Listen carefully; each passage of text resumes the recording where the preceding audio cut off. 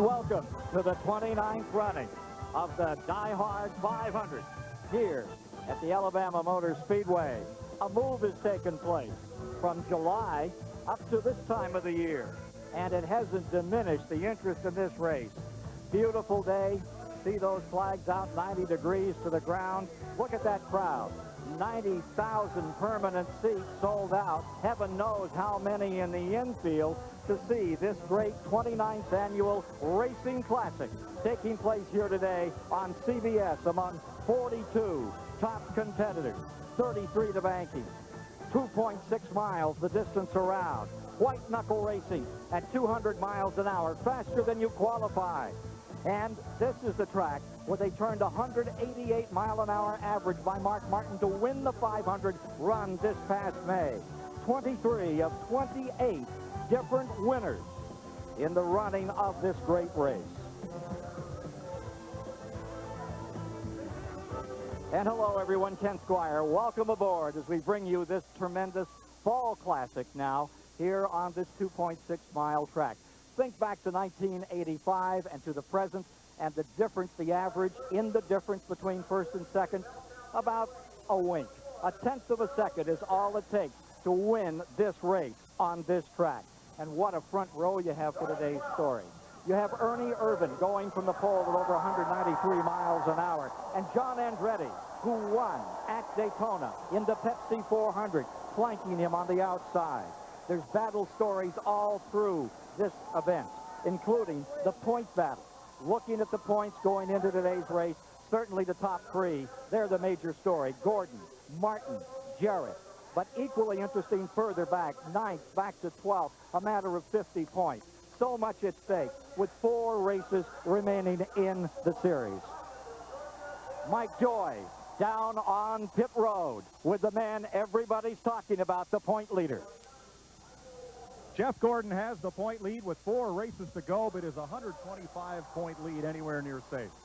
No, not at all. I think that, you know, 4 races, a lot of racing left to do, a lot of points that can be won or lost. And so, you know, I think that we just got to be consistent and just go out there and, you know, try not to have any problems. And the way we've been running, I think we can get top 5s and top 10s. But I tell you, the way Mark and Dale Jarrett are running, we got to run hard. We got to go out there and try to win races. If there's any track left where you can get swept up in somebody else's incident, is this the one? Well, this place certainly anybody can get swept up, but you know, the first step is qualifying up front. We did that by qualifying 8th, and pretty happy about that, and hopefully we can stay up there. Good luck today. Thanks a lot. Jeff Gordon, the point leader. In no other race, aerodynamics so important as when you come to Talladega. And there's a fascinating story that Dick Berggren has for us on that. And it's a unique story, Ken Squire. The front 4 cars all come out of different teams. 4 different engine builders, but one guy did the sheet metal on all 4 of them. Bob Newley apparently has come up with something, that was Earnhardt, has come up with something that's a bit better than anybody else, and he's got the whole front of the field here. It started out with a 98 car, John Andretti and Jeremy Mayfield, and when you go as fast as those guys go, other people stand up and take notice. So he freelanced for a while, and he put the sheet metal on all 4 of these front cars. Next year, however, Jack Roush has him all tied up. Roush thinks he's good enough. He wants nobody else building his sheet metal for the big tracks except Bob Newley. How does he build these cars? Right to the absolute edge of the rule book. NASCAR seized 3 trunk lids. They said, those aren't exactly what we think is okay. Who built them? Bob Newley. So aerodynamics will play a huge story today, and we are surely going to be watching the front of the field. Buddy Baker has the story on engines, which are always a big story here at Talladega. You know, in 1987, Bobby Allison was running well over 200 miles an hour through the dogleg on the front straightaway when something fell off the engine and cut the right rear tire, making the car fly off the racetrack and got airborne. It hit the outside wall, and all of a sudden the racing world realized we had to slow these cars down, not only for the safety of the drivers, but also for the safety of the spectators. And I have Steve Neal here from Jack Roush Racing. He's going to explain about the restrictor plate. This is how NASCAR slowed these cars down. Well, buddy, when you were driving, that was the size hole in the manifold spacer that you could run. In other words, the carburetor bolted directly to the top of this. This bolts directly to the top of the manifold. The fuel went right from the carburetor drew that, I'll say, silver dollar size hole right down in the manifold. Made about 750 horsepower. What they did to slow us down was to put this plate between the spacer and the manifold. So as you can see, we reduced it from about a silver dollar size hole to a nickel size hole. That 95% difference is about 300 horsepower. As I say, years ago, buddy, when you were driving, even in the 60s, early 70s, we had restrictor plates, and they trusted us a lot more than they let us have our own restrictor plate. And they had a gauge to check the size of this hole right here. This is a 29/32, which we run right now. But as you can see now, NASCAR, as we go through the line for inspection before the race, actually issues us a restrictor plate, and it has a number on it. And they go so far as to keep track of these numbers, and the restrictor plate that wins the race is thrown out and never used again, just in case it were having been machine big or what have you. I doubt that happens, but they're just doing a real nice job of taking care, making sure everybody's working on the same level playing field. Thank you so much. The man who took full advantage of when they had no restrictor in qualifying, Bill Elliott, 1987, 212-mile-an-hour average. He's standing by right now with Ralph Shaheen. Ken, that was a wide-open day of racing here at Talladega. Bill, on that day you went 212. The racing was a little bit different than it is going to be here today. How has the strategy for a driver changed? I'll tell you what, there is no strategy in this race. You know, you just got to be hopefully in the right place at the right time. And, you know, it's just, you got to have a pretty decent car. You got to have something that drafts well. But you'll see here right quick that, you know, it's going to be a luck in the place you're in, because you can be leading one lap and in the back the next. Well, good luck to you today, Bill. Now the pole speed will be 193 miles an hour. Bill will start 10th here today. Bill will be chasing Jeff Gordon on the racetrack. There's two drivers chasing him to the championship points. Here's Mike Joy. Races to go, and either Jeff Gordon or one of these two Ford drivers chasing him will be the Winston Cup champion. Dale Jarrett, 6 wins, 197 points out of first. What have you got to do? Well, we can only do our part, and that's try to run up front and win. And you know, Jeff has to have a problem somewhere along the way for us to have a chance, but we just have to do our part. Mark, you're a lot closer, but Jeff has been shadowing you these past few races. Well, it's been one or the other. We gained a few and lost a few, gained a few, lost a few. You know, all we can do is go out here and race our herd out like we have all year, starting in February at Daytona. We'll give it our best shot and see how it turns out. Well, I'll ask you both. Is this championship now his to lose or yours to win? I think we just do our part. I don't think whoever wins the championship has very much earned it this year. This has been a tough battle. All three of us have had great years. We've had a great year. They've had a great year. Dale has too. We'll just see who wins. I mean, it's not anybody's. It's, you know, it's about competition, and I'm glad to be competing and to be a contender in it. Okay, well, good luck today. Thank you both. The speed, the points, the place, they're all a story, but this is the biggest story of the day. Dale Earnhardt preparing for this try at his 8th win at Talladega. And we'll be back to tell you that Dale Earnhardt story after we pause. Drivers now preparing for a go at $1.9 million. There's the temperature at 75 degrees. The winds, they are an issue. They'll be blowing right over the windshields as they dive down into turn number 1 here today. For today's race, carrying a different livery. The livery of Davey Allison when he won this race 10 years ago for Ernie Irvan. And let's get more on the story right now from Bill Stevens. Ernie has won his second Busch Pole of the year, but when you qualify, you're on the racetrack all by yourself. Here at Talladega, Ernie, you're going to need a waltzing partner to stay up front, aren't you? Well, there's no doubt. You know, here at Talladega, you've got to have teamwork that happens, but everybody is out here to try to win this race, and you know, I don't think nobody's really going to help me, but then again, if it helps them, then they're going to help me, and I look forward to this. Talladega is one of the exciting races for the race fans, and we're looking forward to it. My wife's been sick, and I want to tell her that we love her. We saw no caution flags in the spring race. Can that happen again today? Yeah, it sure can. You know, cautions, whenever we have a caution, it gets us bunched up. Then that creates another caution. So if we can get strung out towards the first part of the race, as long as debris come off any of the cars, we can go caution-free. Remember, Ernie won this race back in 1992. Ken? 55 races without a win for the man who has won on this track more than anyone else, Dale Earnhardt. He is the story today. 2 seconds in the third, the last 3 times out. Dale Earnhardt has enjoyed more success here at Talladega than anyone in the history of the sport with those 7 major wins. Yet Dale's most recent memories include the worst moment of his career right here in this race last year. This CBS Sports Racing Profile is sponsored by Brewery Fresh Budweiser, the king of beers.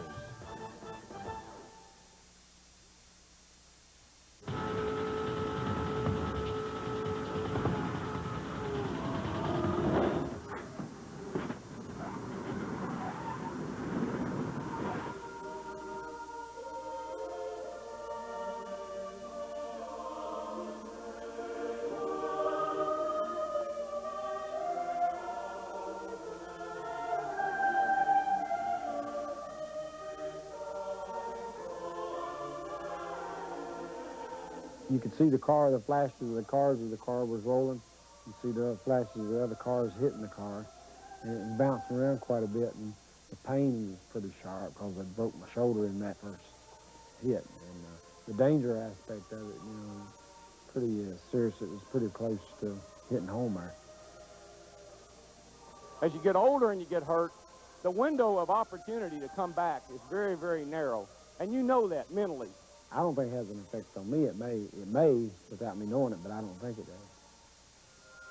On August 31st, Earnhardt mysteriously blacked out at the beginning of the race at Darlington. Doctors never found the reason for the problem. That little situation happened to us at Darlington. We went through a lot of tests and found out we were in great shape, in better shape than most people thought. I sort of wrote it off to that, you know, it's some kind of chemical imbalance. You got plenty of money. Don't need that to keep racing. Is it worth the risk to keep on going? Sure, to win. I mean, that's what we've always done. The money's never been a factor. We raced when we didn't have any. He's the intimidator. You know, when he's at his best, watch out. He's a dirty, rotten scoundrel. Dale Earnhardt is bad to the bone. He's not a guy that you want to have on your bumper here at Talladega on the last lap. What makes you an intimidator? Well, you know, on a given day, we're pretty tough to beat when we're right. But if you know, get the car close, I can race with you and probably beat you if I'm on pretty close to equal terms where the car's close. And you know, it's been a long time since it's been that way, but it feels good to be racing like we have in the last couple of races. It feels like the old team we had. This recent success that you've had, does that make you more content with the year and get you and the team pumped up? No, not really. I mean, you know, we've not had a good year. And, you know, we're in the top 5 in points, and that's good. That's a competitive place to be, but we want to win some races. We've still got 4 races to go, and we can win some races, and that might make the season look a little better. To end up on a winning note is what we'd like to do. I think Dale Earnhardt is the best race driver that's ever been in a stock car. How do you feel about that? Well, yeah, that's a big statement. You know, I think my dad was the greatest when it comes to racers, but and Richard Petty and all these guys, and I just love to race, man. I don't claim to be the best. I like to win, and we've really been fortunate. We've accomplished a lot in racing, and there's a lot of guys out there on a given day who whoop your butts. And you got to work hard at it every day. I don't know that we're the best. Will race 56 be the one in which Earnhardt turns it around? All eyes will be on number 3 today. Dick Berggren is standing by with a pit crew that stands tall behind Earnhardt.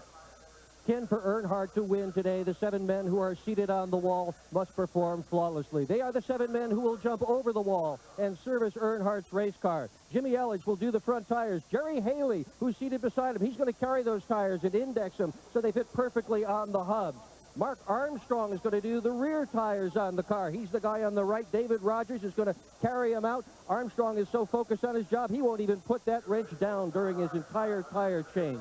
Mike Moore, he's the man on the jack. He's a big guy. He's got to be. He's 6'4", 255 pounds. He's going to pick up this 3,400-pound stock car with 1 pump on the jack. His most important job, drops the car at exactly the right moment. When he drops the jack, Earnhardt knows it's time to take off. If he drops it too early, Earnhardt is liable to leave before all the lug nuts are tight. That would obviously be a problem. If he takes too long and drops it slow, well, Earnhardt wastes time on pit road, and he doesn't want to do that.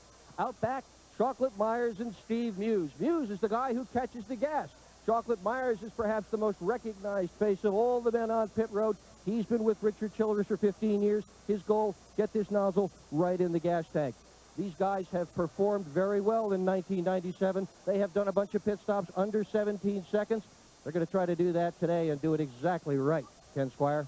Thank you, Dick. Coming up, Mike, Ned, and Buddy. And then we'll turn the juice on the DieHard. CBS Sports coverage of the Sears DieHard 500 continues after this message and a word from your local station. Welcome back to Talladega, where they're getting set to start the Sears DieHard 500. Let's check with Ralph Shaheen. Excuse me.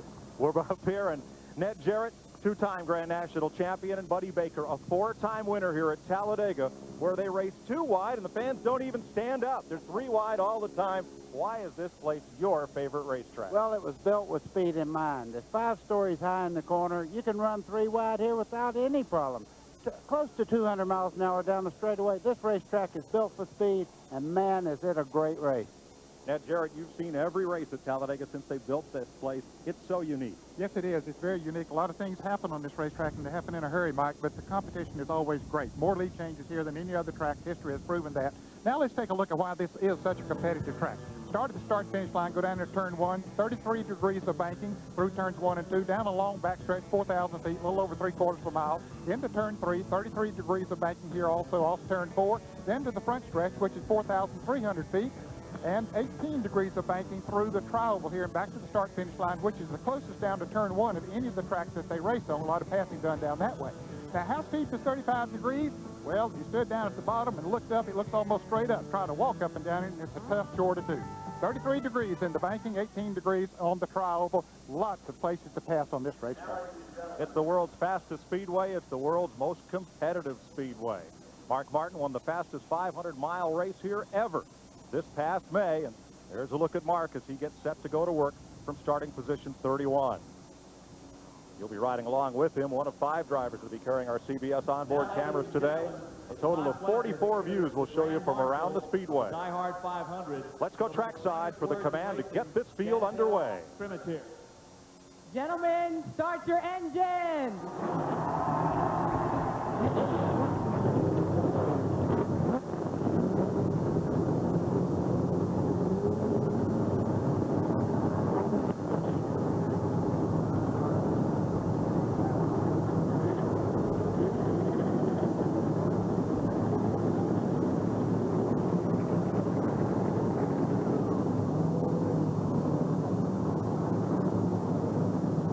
Coming up, the start of the Sears DieHard 500 from Talladega after this. Welcome back to Talladega, where the field moves out for the first of 2 pace laps to get this 500-miler underway. Here's the way they roll off behind that Pontiac safety car. On the pole, Ernie Irvan, 19th career pole and his 5th at Talladega, and John Andretti, the July Daytona winner. Row 2, Jimmy Spencer, the winner here in '94, and Jeff Burton, a 3-time winner this year. Row 3, Derek Cope has his best start of the season, and Terry Labonte his first top 10 start since July. Bobby Labonte, runner-up last week, and Jeff Gordon, defending champion of this race. Rusty Wallace looking for his first restrictor plate win, and Bill Elliott, the '87 winner. Robert Presley, best start of the season, and Dale Earnhardt, 5-time winner of the DieHard 500. Joe Nemechek, 6th last month at Richmond, and Ken Schrader, who won here in '88. Ricky Craven, 3rd at Daytona in February, and rookie Mike Skinner. Row 9, unsponsored Brett Bodine, 21st start here for Brett, and Dale Jarrett, runner-up here each of the last 2 years. Then Johnny Benson Jr., who was 9th here in May, and Lake Speed, who has 10 top 10s here. Dick Trickle had a 3rd at Bristol, his best of the year. Steve Grissom has 2 4th-place finishes. Rick Bass to the 75, and Wally Dallenbach Jr. with a pair of top 10s here. Jeff Bodine was 6th here a year ago, and Billy Standridge, his first start since Daytona. Michael Waltrip, 3rd here in spring of '94. Greg Sachs, 2nd here in spring of 1990. Morgan Shepherd has 13 top 10s here, and Sterling Marlin was the winner 2 years ago. Mark Martin, who won here in May, and Dave Marcus, the 1976 winner. Darrell Waltrip's won 4 Talladega races, and Bobby Hamilton in the top 3 in 2 of the last 4 here. Then it's Kenny Wallace and Chad Little, David Green, and Kevin LePage in his 2nd Winston Cup start. And the provisional starters, Ted Musgrave, and Jeremy Mayfield, last year's pole sitter. Ricky Rudd, the winner at Dover and Indy, and Kyle Petty, who made his Winston Cup debut here in 1979. There are 5 drivers who failed to make the field here for this race today. Ed Berrier, Gary Bradbury, Ward Burton, Jeff Green, and Hut Strickland.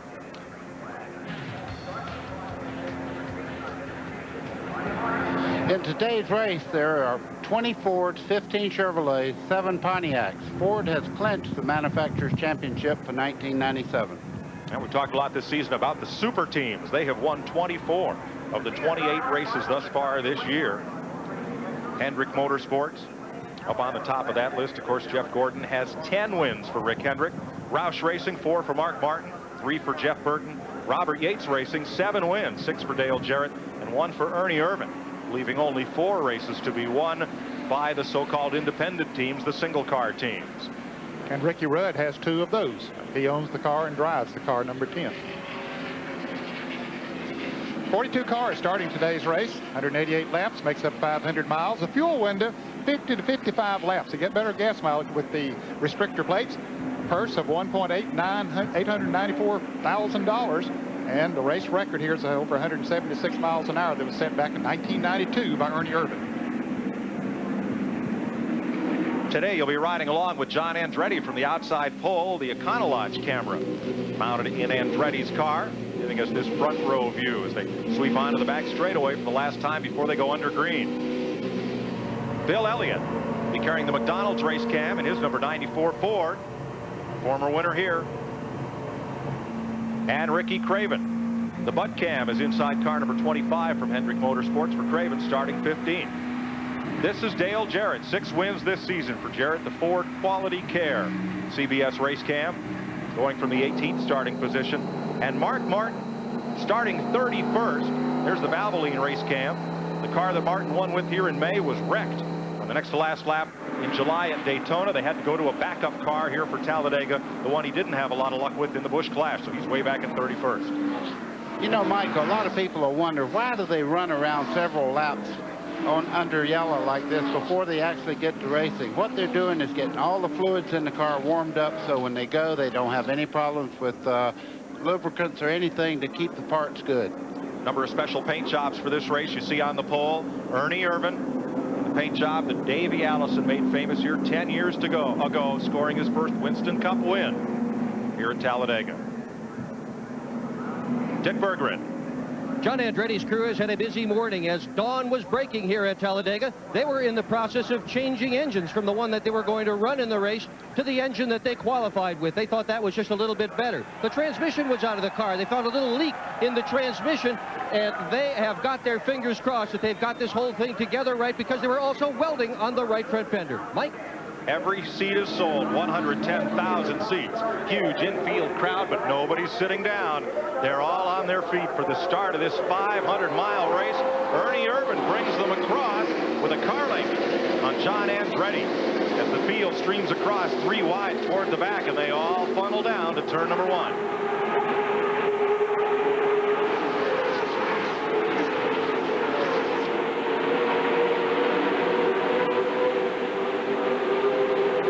Double file from third place on back as they hit the back straightaway. You see John Andretti in second there, drafting along with Ernie Irvin. And look back here, 4 wide down the back straightaway.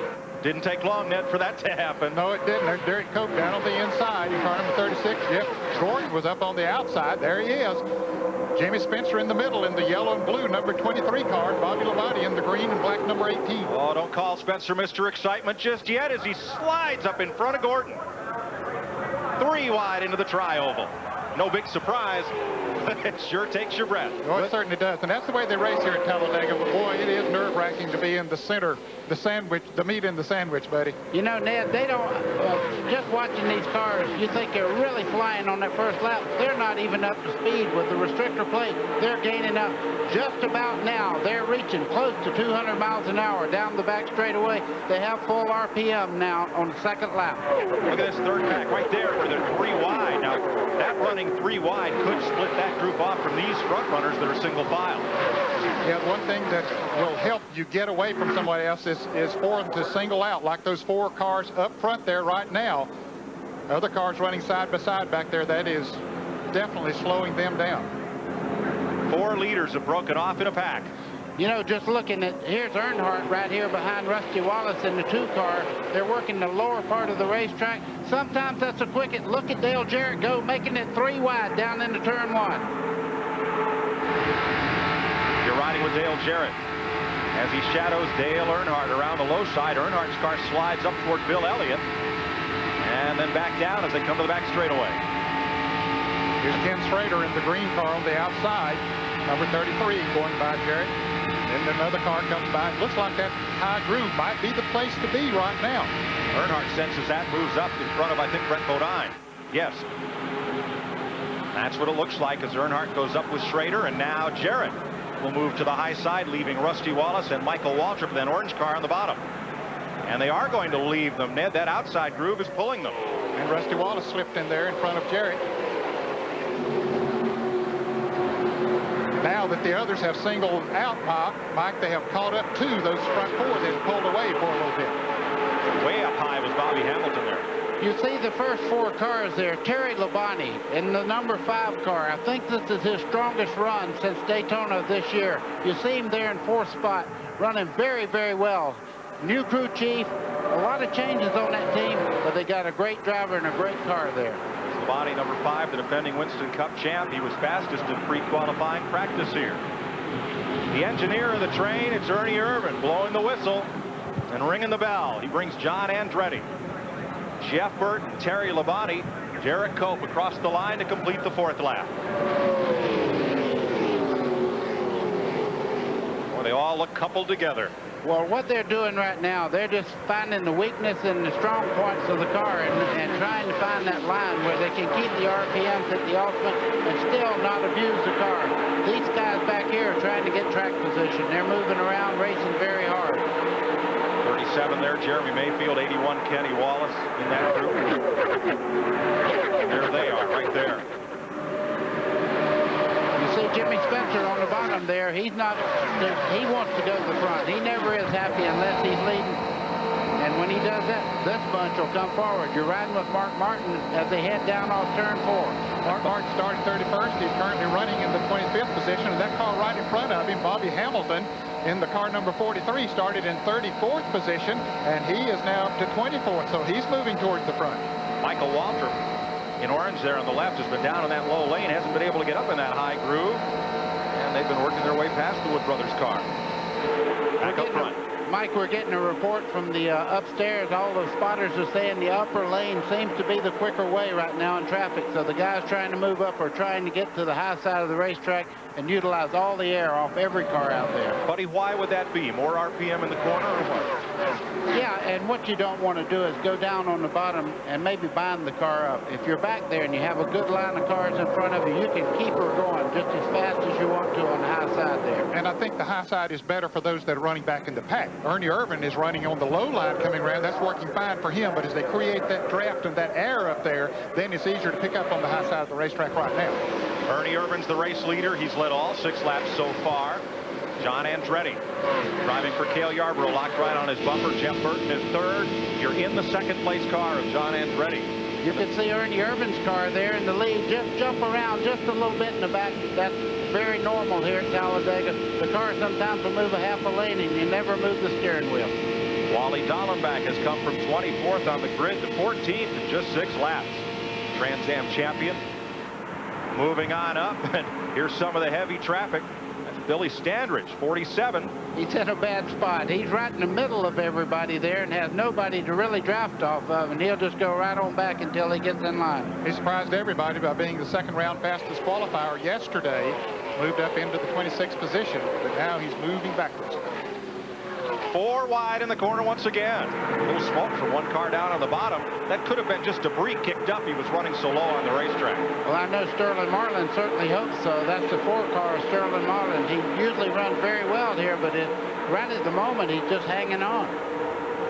Marlin started in 30th position. He's dropped about 4 spots.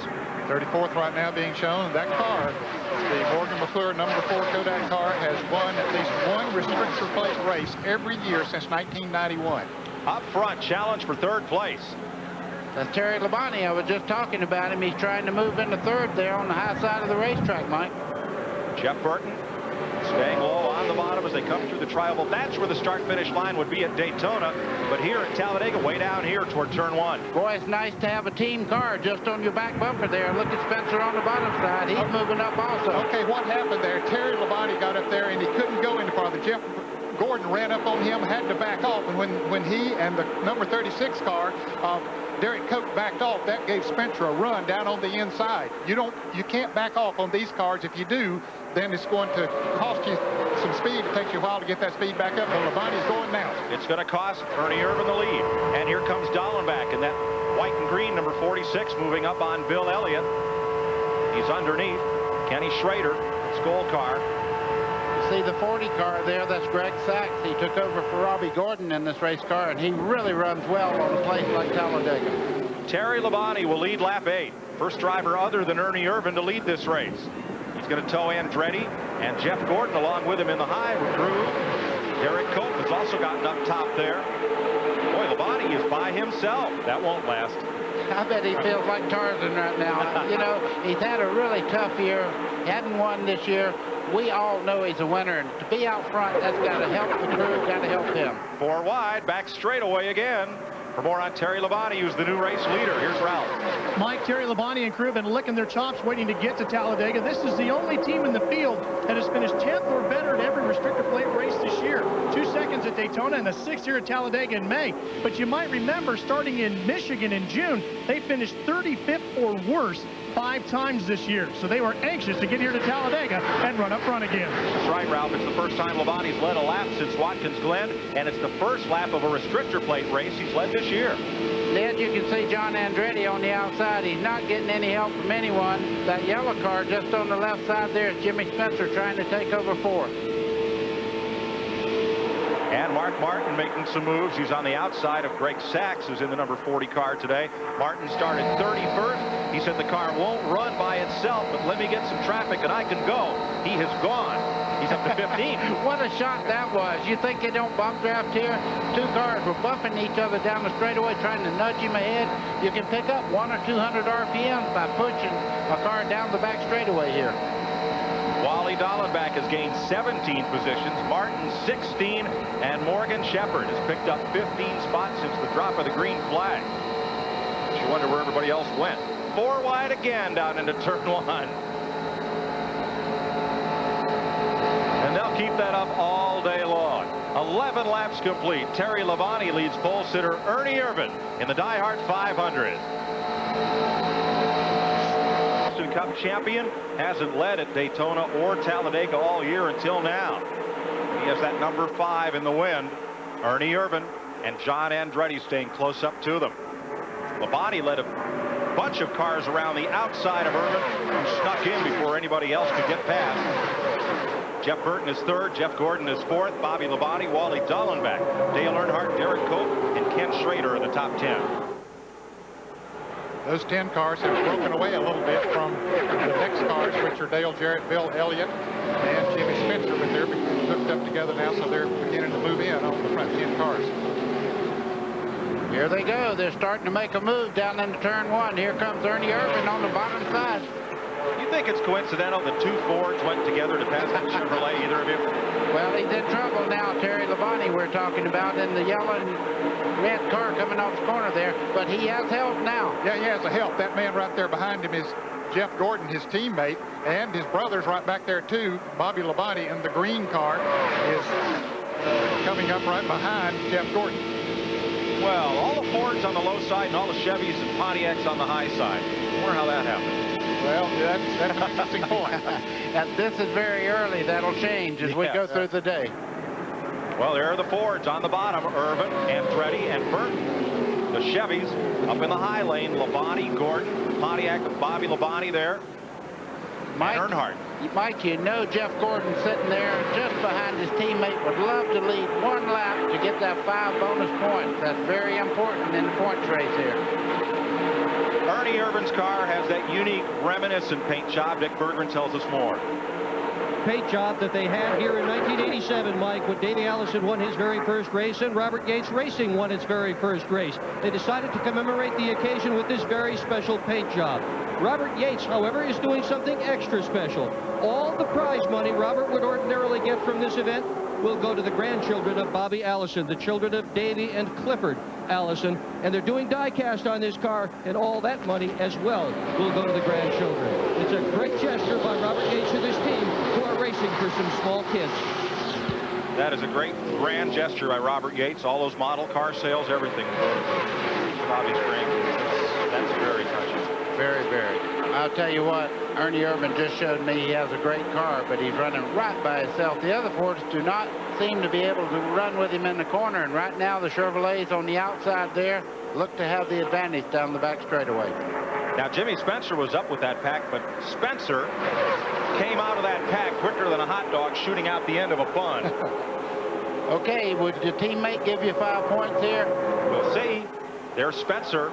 Jimmy Spencer is backslid to 12. Every time the line, Spencer went one way, the draft line would go the other. Derek Cope sweeping way up high with Wally Dallenbach in the green car.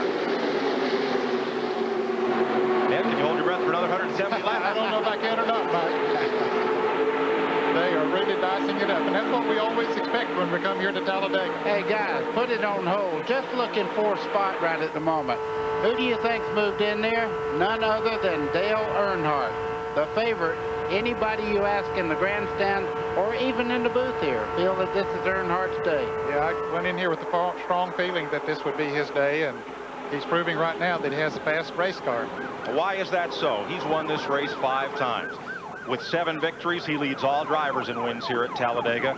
He's been in the top 3 the last 3 races in a row, and the feeling in the garage area that Earnhardt is back 100%, that the team has gelled, and everybody is looking for him in their mirror today. Terry Labonte leading his teammate Jeff Gordon, Bobby Labonte, Dale Earnhardt, and Wally Dallenbach climbs to 5th position. First 7 place cars, all Chevys and Pontiacs. They shuffled those Fords in the bottom group, buddy, back to the end of the top 10. The one thing about Talladega, we're subject to change. As you're riding with Dale Jarrett right now, I'm sure that they're getting readouts from guys everywhere, spotters around the racetrack in the pit saying, Dale, try this, try that. They'll be all over this racetrack before today's over, trying to find the fastest way around. And Ned, this was another car in practice that didn't look all that great out in the track by itself, but when it got in a pack and could draft, like Mark Martin's, it could go to the front. It's amazing how some cars won't qualify well, but yet they will practice, they will run well in the draft. And that's what you want. You want to start as far up front as you possibly can, but you'd rather have a car that'll really drive good in a draft. Buddy, how important is qualifying here? How much slower than that pole car can you be and still hang in that lead draft and have a chance here? Well, Mark Martin qualified way back in the field there, and he's moving right to the front. It's a good race car. It runs good in the traffic. But let me tell you, I'd rather have a fast car than just a good car. I can work on the handling, but I would rather have a fast car at Talladega. Mark Martin was 3 miles an hour slower than Ernie Irvin, but he's hanging right with that lead pass. Here's Mark. See him looking in the mirror. He's checking them out. See who's there, who's on the right-hand side, who's on the left side. That's very important here to know where everybody's at. If you move over in a car here, 200 miles an hour, you touch, you're in the wall. 2 teammates took each other out just that way in yesterday's ARCA race here. Look at the way Martin holds the wheel there. He's really unique the way he's in the corner with his hands on that wheel. Ned, you and I can talk about this a little bit. In the corner, when Mark Martin first started racing, he was very, very small, just over 100 pounds. And to make the car turn, he used both hands on the left side. Now watch him when he goes in the corner. Both hands over on the left side, he starts turning into the corner there. All the way through the corner, he has both hands right together. That's the only way he can turn them without power steering. Watch his hand come back when he gets to straightaway. Goes back to the regular position. Let's go back up front, buddy. Bobby Labonte has taken the lead in the Pontiac. You better look at that outside groove there. That's Earnhardt in the 3, moving up. Dale Earnhardt goes past Terry Labonte the second, and if that outside row continues to be faster than the low groove, Earnhardt may come off turn 2 with the lead. Not going to happen. I can tell you this, if he comes by here in the lead, you won't have to look to see who's in the lead. When he took the lead in Charlotte last week, you absolutely could not hear the cars over the roar of the crowd.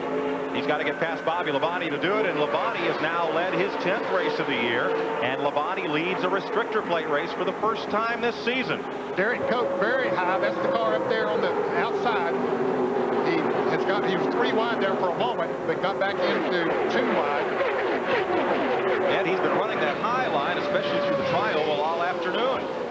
Now Earnhardt on the outside of Jeff Gordon, and look, everybody's drafting with Gordon. Earnhardt looking for a partner. Here comes Jimmy Spencer on the outside. And the Labonte brothers, Bobby and Terry, leading them as Gordon and Earnhardt run side by side there for the 3rd position. They need to single file out if they want to keep up with the leaders. Bobby Labonte and the Pontiac, I maybe thought they wouldn't be that competitive here, but the Pontiac seem to be back now. They're running very well, and the last couple of races, they've been the car to beat. Gordon tried it on the high side. It wouldn't work for him now. He has come down to the inside, trying the low groove. Now he's on the inside of Earnhardt. And he's got Ernie Irvin and that white-nosed Thunderbird with him. Now you watch the action pick up here as Earnhardt and Dale Jarrett start running. We've watched the Dale and Dale show before. They like to run together. They trust themselves. And just behind them, Jimmy Spencer. That's a fast train. Meanwhile, on the inside, Elliott's there. Michael Waltrip has fought his way back up into the front pack. And Wally Dallenbach has dropped to the low groove in that green and white Chevrolet. And Bill Elliott caught in the center. Right there he is in the center. 3 wide. That's a place you don't like to be. But sometimes you can't help it. Boy, look, how many wide is that? The racetrack is about 65 feet wide, and they're using up most of it. Well, Elliott muscled Michael Waltrip, who muscled another car down to the inside. That's how they got 4 wide. You think a brother might help a brother? They're trying. You ride with Dale Jarrett. Who's he going to go with here? Bobby, or rather, Jeff Gordon on the left or Earnhardt on the right? I think he'll go with Earnhardt on the right.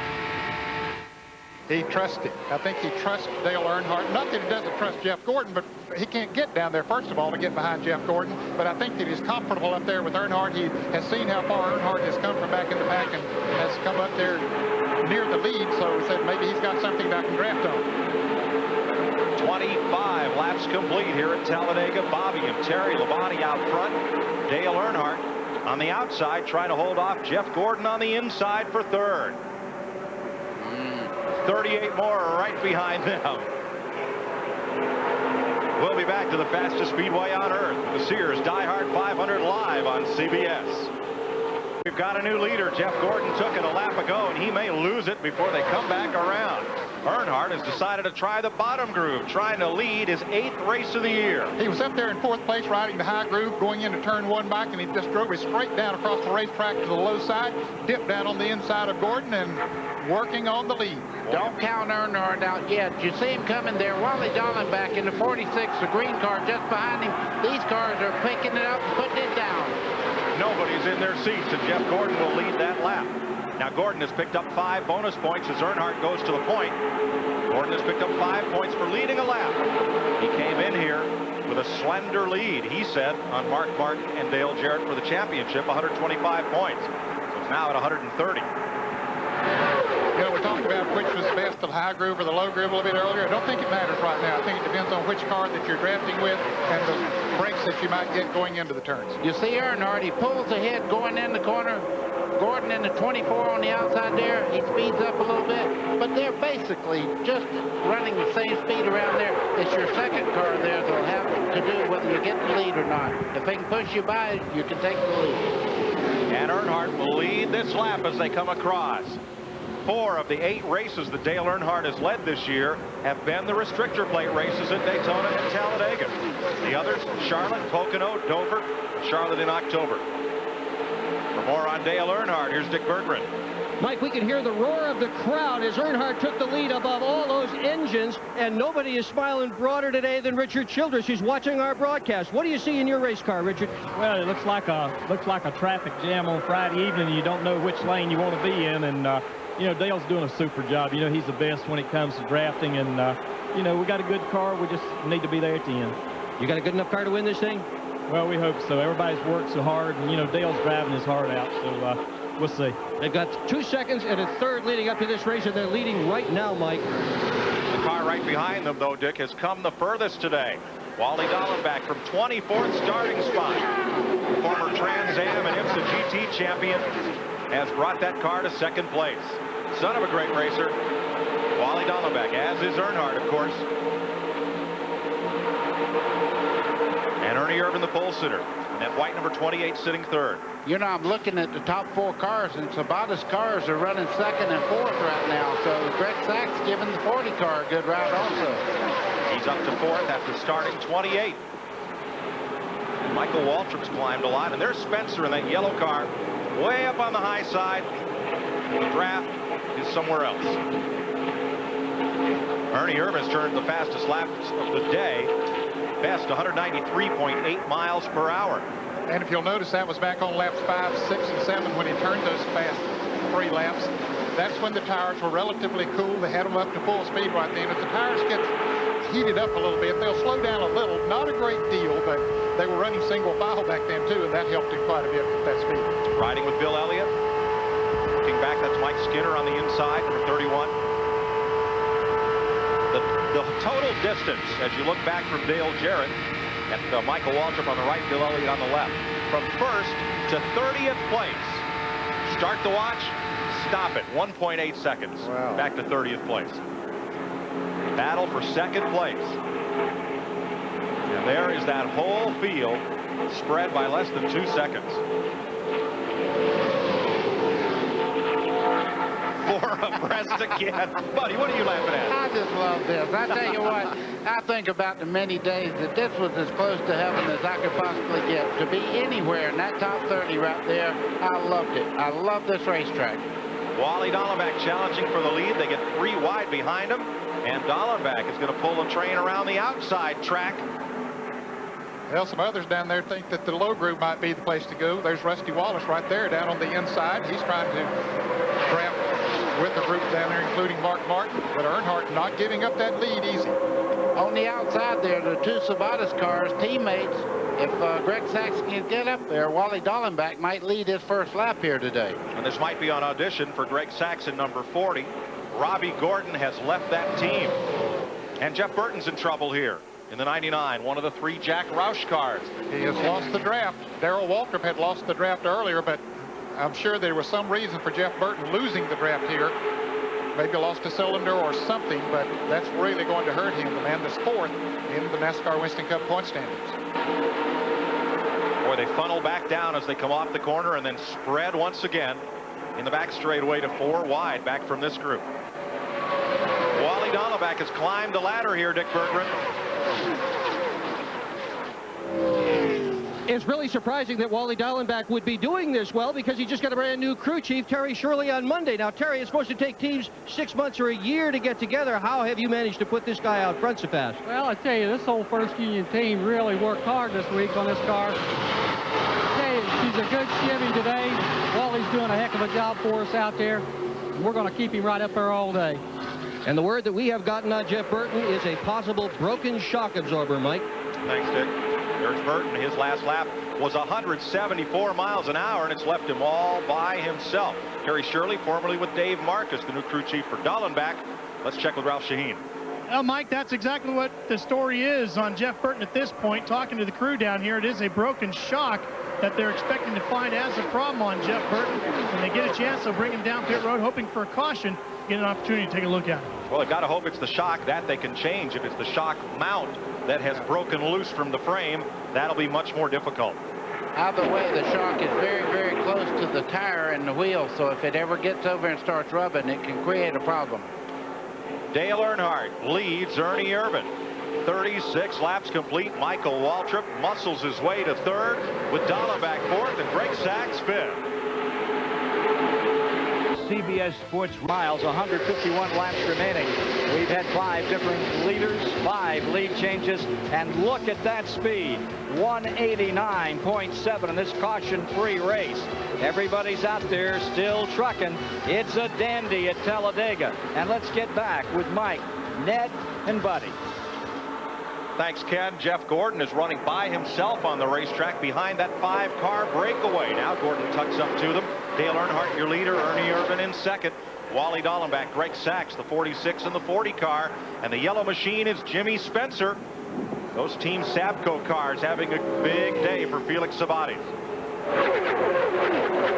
Dallenbach at 46 and Sachs in the number 40, replacing Robbie Gordon. Now John Andretti moved that Cale Yarborough 98 up in that pack. Here comes John Andretti on the outside in the red car there. He's got a very fast car, but he's been kind of shuffled around and can't find anybody to help him in the draft. Now he's up there where it counts, just behind the Sabates car we were just talking about, Dallenbach. That's our Econolodge in-car cam with Andretti pulling up on Wally Dallenbach. Rick Sachs has been shuffled back to 6th on the last lap. Last lap, 189.5 miles per hour. That's still pretty fast, as many laps as they have run. They've run over 100 miles now. Well, time to start thinking about pit stops. Yeah, they could, with these restrictor plate engines, they can go about 150 miles on a tank of fuel. Or close to it. 3 wide, back at the 7th position. 5-car breakaway. And now Dallenbach to the outside, hungry for second, as he works the outside of that white and black number 28 of Ernie Irvan. Well, Ernie's kind of hung out to dry right now. No one to help him, but he has a very fast car. What he wants to do is get over towards the draft of these cars that are going by. He come to the inside. Just opposite of what I said. But look at the Fords coming behind him. Mark Martin, a lot of the good Fords on the inside of the track. Talk about a good Ford. There's a white car that's been running in the middle. We see those front 5 cars up there now as Wally Dallenbach does go into the lead. He's worked hard for it, and he finally made the pass. Here comes Dallenbach. Felix Sabates, one of 3 cars that super team has in this field. And here comes Earnhardt. He was looking on the high side and then drops in line. And Gordon has fought his way back up to 3rd. Mike, what happened there is Dallenbach went to the inside of the racetrack and looked in the mirror, and nobody was with him. He moved right back in front of Earnhardt there. Got great drive down in turn 1. I mentioned a moment ago about a white car that's running in this pack. We'll see him here in just a moment as Andretti comes down to the inside.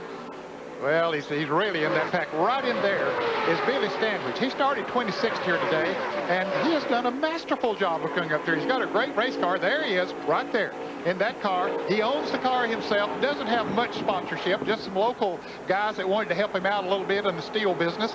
And he's running up there with those guys that have a lot of financial backing. Billy Hu makes his first start since Daytona in July and was the fastest second-round qualifier, and he is right up there. Standridge, 9th place. I hate to have to score this race the way they come across 4 wide. Wow. That was Mark Martin. You could hear Mark Martin go in there. Whoa! He got up into Greg Sachs, the 40 car there. They almost hit in the center part of the corner. Mark Martin, though, going in the corner, run up so fast you could hear him ease out of the throttle. They say they don't lift here.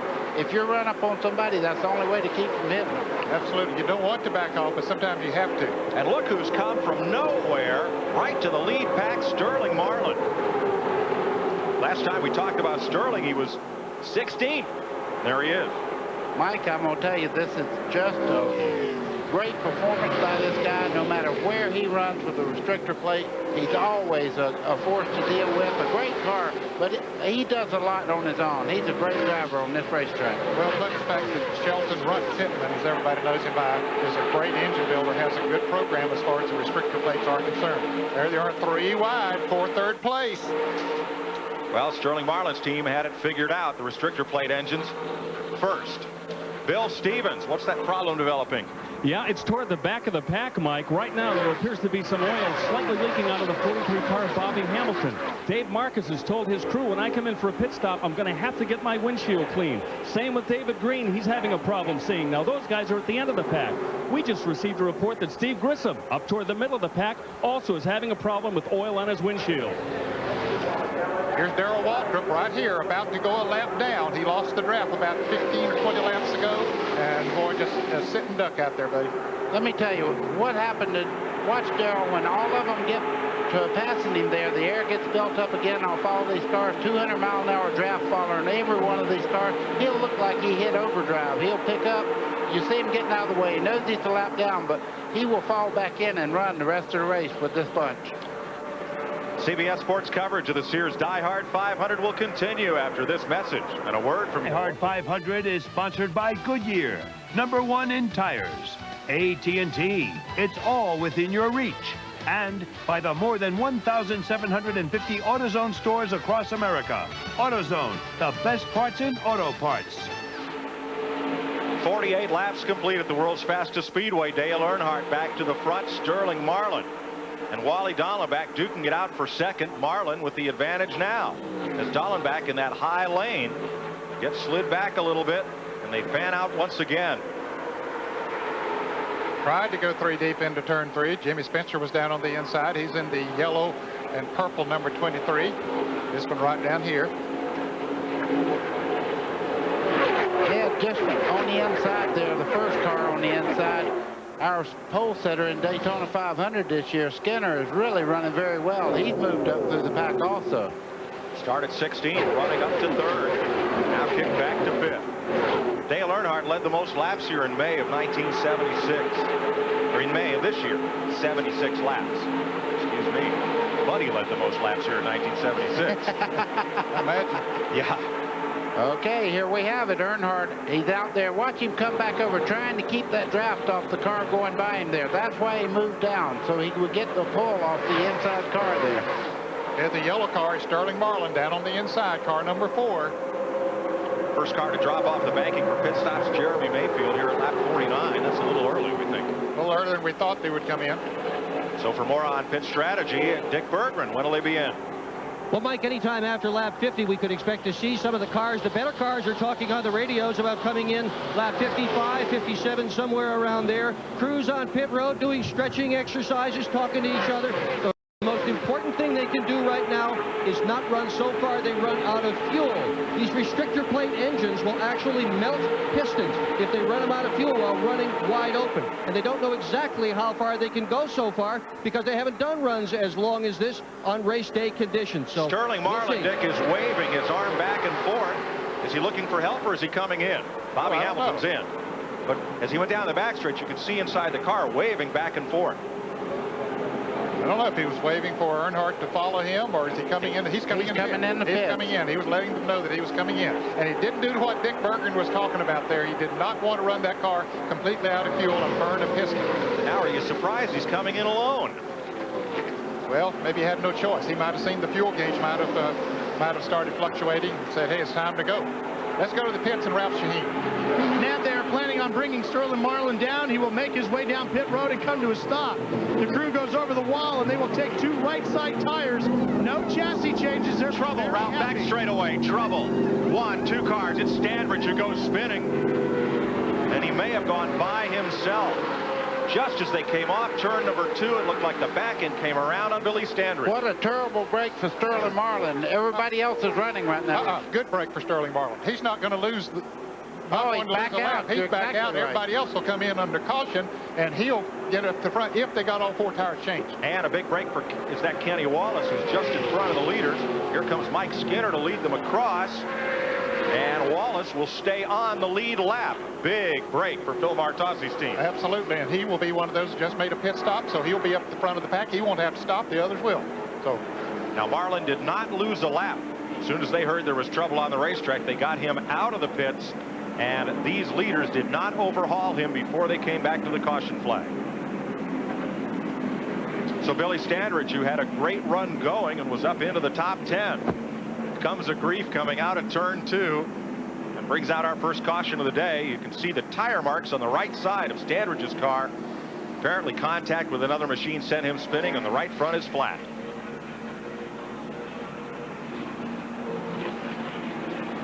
Now this will be a break for Jeff Burton. We had documented that he had been having a problem as Standridge comes into the pits hot, real hot. We'll take a look at what happened. 3 abreast. Here's Standridge in the white car down on the inside, and that's John Andretti in the middle. Derek Cope got up against the wall there, Ned. Yes, and so apparently the 98 of Andretti and the 47 of Stanridge made contact when Derek came down off the wall. We'll look at it again. Here they are, coming off of turn 2. Andretti and Cope did make contact, and Andretti went down into the 47 car of Stanridge. Right in front of a couple of lucky guys. Yeah. One of them, Bill Elliott, he just did get by on the inside there. Look at the wallop that Derek Cope takes into the wall here. That car actually gets off the ground. Bam. And here comes Stanridge right across town traffic. Wow, that's amazing that he was shot across there with all of that traffic and no one hit him. Pit road is open and everybody headed for the pits. There's Stanridge. He's been in the pits trying to get that damage repaired.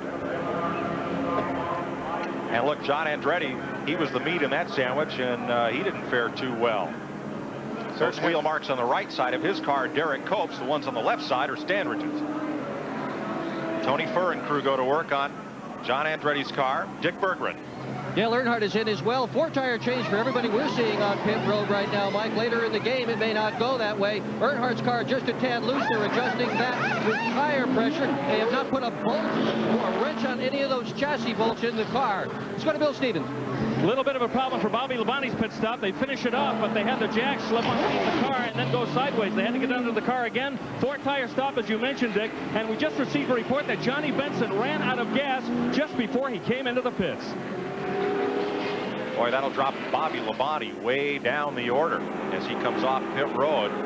Probably take him out of the top 20. Yeah, and Terry Labonte, his brother, also had a slow pit stop, and he's way back there. And here's Cope in the Skittles Pontiac, where they're buddied a lot of marks on the side of that car. Of course, he got into the wall. He's very lucky. If he didn't bend the rear end housing, the back part of the car really looked like it hit very hard. You can see it just in front of the right rear tire where it hit the wall there. So pit stops the order of the day, and the big loser on that, Bobby Labonte, drops back to 28th spot for complete. There's John Andretti back on track after damage. And the other car who's going to be a big loser on this pit exchange is Mark Martin, whose tire rolled across pit road. Martin will have to start in the back. Now here's what happened from John Andretti's viewpoint.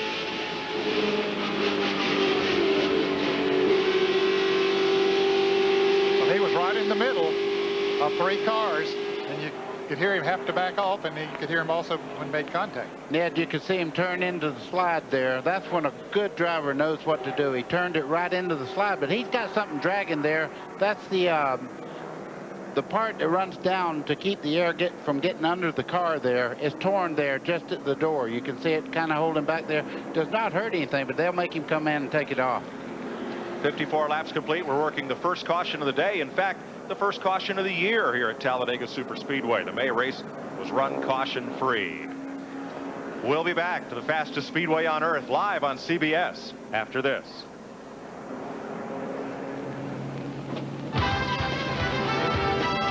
Welcome back to Talladega. After pit stops, Sterling Marlin, Jimmy Spencer, Ken Schrader, Greg Sachs, and Mike Skinner are the front 5. Last night here, just about 7 miles from the speedway, 3 very special names in racing were inducted into the Talladega Texaco Walk of Fame.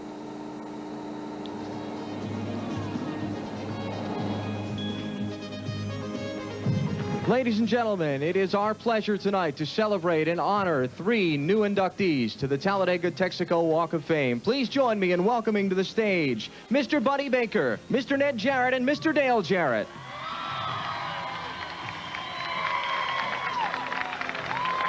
Talladega has always been very special to me, but the real reason that I enjoyed racing was people like you out there, the fans, and I still love you to death. The sport of auto racing has been very good to the Jarrett family, and we appreciate it more than we can ever tell you. And if it were not for the fans, then we wouldn't have a sport, we wouldn't have a job, and I hope that those of us in the sport never forget that. Gentlemen, start the unveiling. Yeah.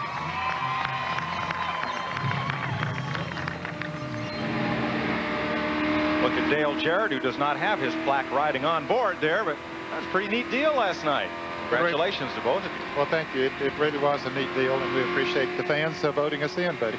I just loved it, and the chance to really visit with the fans and also to be inducted with such a great family as the Jarretts. That really meant a lot to me. Well, While we're on celebrations, Ned, happy birthday. Oh, thank you. I appreciate Wow. that, man. They just keep coming around. Well, good thing. Good. One of the competitors out here has a birthday today, too, Morgan Shepherd. That's right. Celebrating his 56 today. I kind of heard a little thing on you, Mike. Is there little bells in your future here? Yep, and it's not the one that ringing when I hit the wall either. Well. All right, for more on Derek Cope, who rung his bell against the wall there, let's go to Dick Berggren. And he has visited pit road on several occasions, Mike. They've worked underneath the front end of that car, trying to line up the toe-in on that car. They also changed the front wedge bolt, which is against NASCAR rules. But crew chief Ryan Pemberton went to the NASCAR official and said, look, the lower A-frame on this car is bent. Can we do it? And they've allowed him to go ahead and do that. The nose of the car seems okay. Hey, he may be all right. Ralph? Well, Billy Standridge just climbed out of his car. Billy, what happened out there? I guess, you know, maybe some air, another car took some air off my spoiler. I'm not really sure. You know, the car hadn't been loose all day, and just all of a sudden it jumped loose with me, so just not really sure what happened. That was a good one while it lasted. To Bill Stevens at the other end of pit road. Well, the racetrack may be getting slick. Earlier, we thought there was an oil leak in Bobby Hamilton's car. Then it was discovered that the rear end in Kenny Wallace's car was overfilled. He was losing grease. David Green said he was having a problem seeing. This is the plastic tearaway that came off his windshield during his pit stop. Look at the greasy kid stuff all over that thing. Try steering a car looking through that at 190 miles an hour. Well, they had tear-offs for helmets on open-wheel cars. Now they have them for windshields as well. We're looking at a bit of oil on the track, trying to get that dried up, and we'll be right back. After 58 laps, 154 miles, 8 drivers have had an opportunity to lead, and that lead has changed 11 times. Average speed gets whittled down to 163 miles an hour, and it will be reduced a bit more as they're going to take another lap under caution here at Talladega, Alabama in the 29th annual DieHard 500.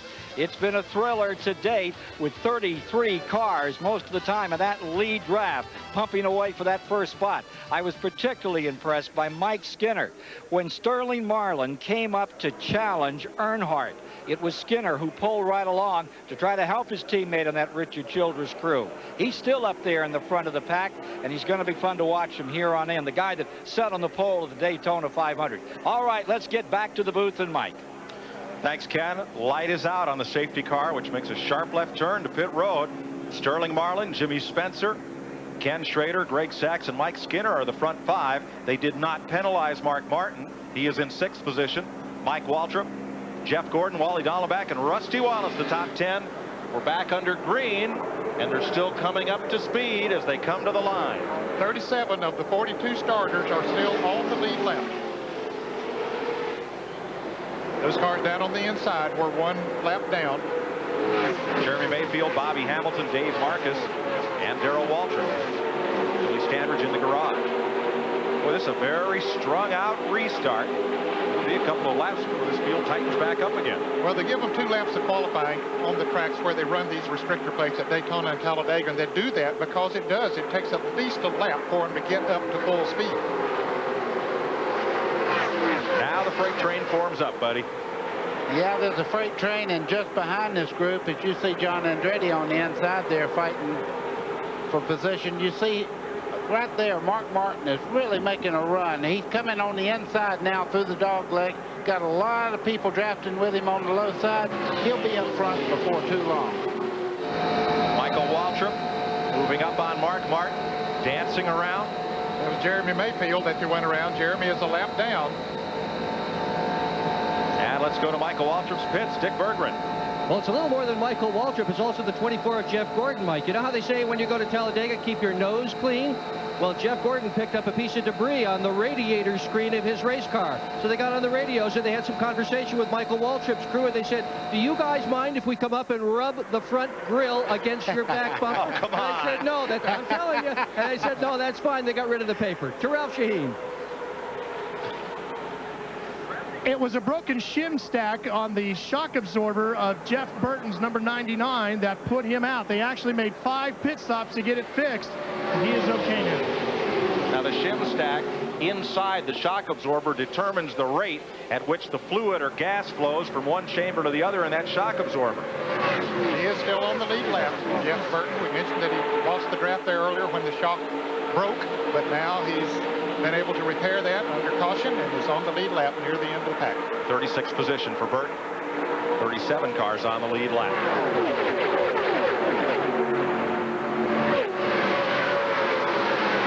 That yellow car of Sterling Marlin out front, and Mark Martin has fought his way to second spot from 31st on the grid. From 31st to second, and this car is a rocket ship with help out there. Not very fast by itself out there, but hey, you're not going to run the 500 in Talladega by yourself.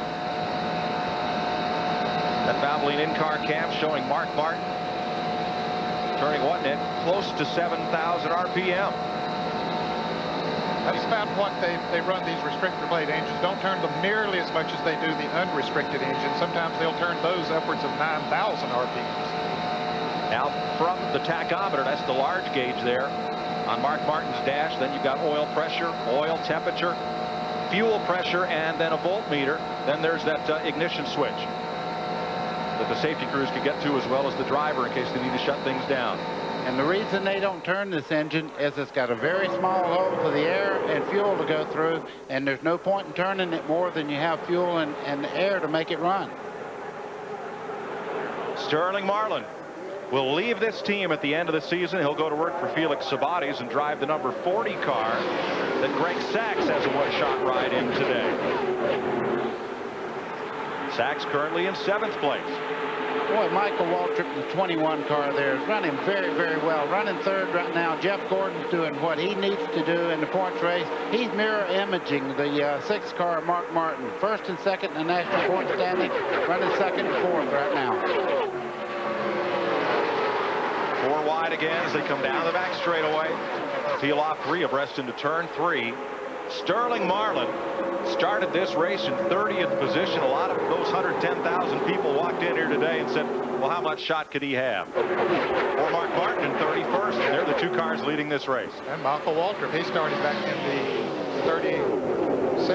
27th position. So didn't seem to matter where you start. I must tell you that Talladega is not the Arrow. It's the Indian, believe me. Everybody has good cars. Look at Jimmy Spencer move up there on Jeff Gordon. Wow, they almost made contact, Ned. They really did. As they came off of turn 2, they were very, very close. Here's Spencer coming back on the inside. He's the yellow and purple car. Ken Schrader in the green car right behind him, number 33, and they'll blow right on by Jeff Gordon. Looks like that inside groove is a place to be right now. And they were almost 3 wide as Greg Sachs came down, and there's Sachs in that blue and yellow 40 car. Took the air off the car behind. I think that's Rusty Wallace there. Had to back out of it briefly. It was. Spotters talking their drivers through this race from a vantage point high atop the control tower here. And Spencer will exchange those purple and yellow colors for Winston red and white next year. Schrader way to the high side in that 33. That's the first time Rusty Wallace in the blue and white car there. The number 2 has been up front today, but that car seems extremely strong around the bottom part of the racetrack. There's Ernie Irving going 3 deep down on the inside of Jimmy Spencer and Ken Schrader. That's back here in that area, that battle. For the lead, Mark Martin underneath Sterling Marlin, and he's got a lot of help. Greg Sachs in the 40 car right behind him, pushing him right on through. And the 2 car of Rusty Wallace. Wallace comes to the front for the first time today. Started 9th. So Mark Martin's going to pick up 5 bonus points. And that'll put him even with Jeff Gordon on the day. Exactly. And put the gap back to 125 points. Gordon, the Winston Cup point leader. Mark Martin, 2nd. If you want to know how fast Greg Sachs' car is, the gray one there, running in 2nd right now, you're seeing it. He don't leave anything on the table. That's as wide open as that car goes.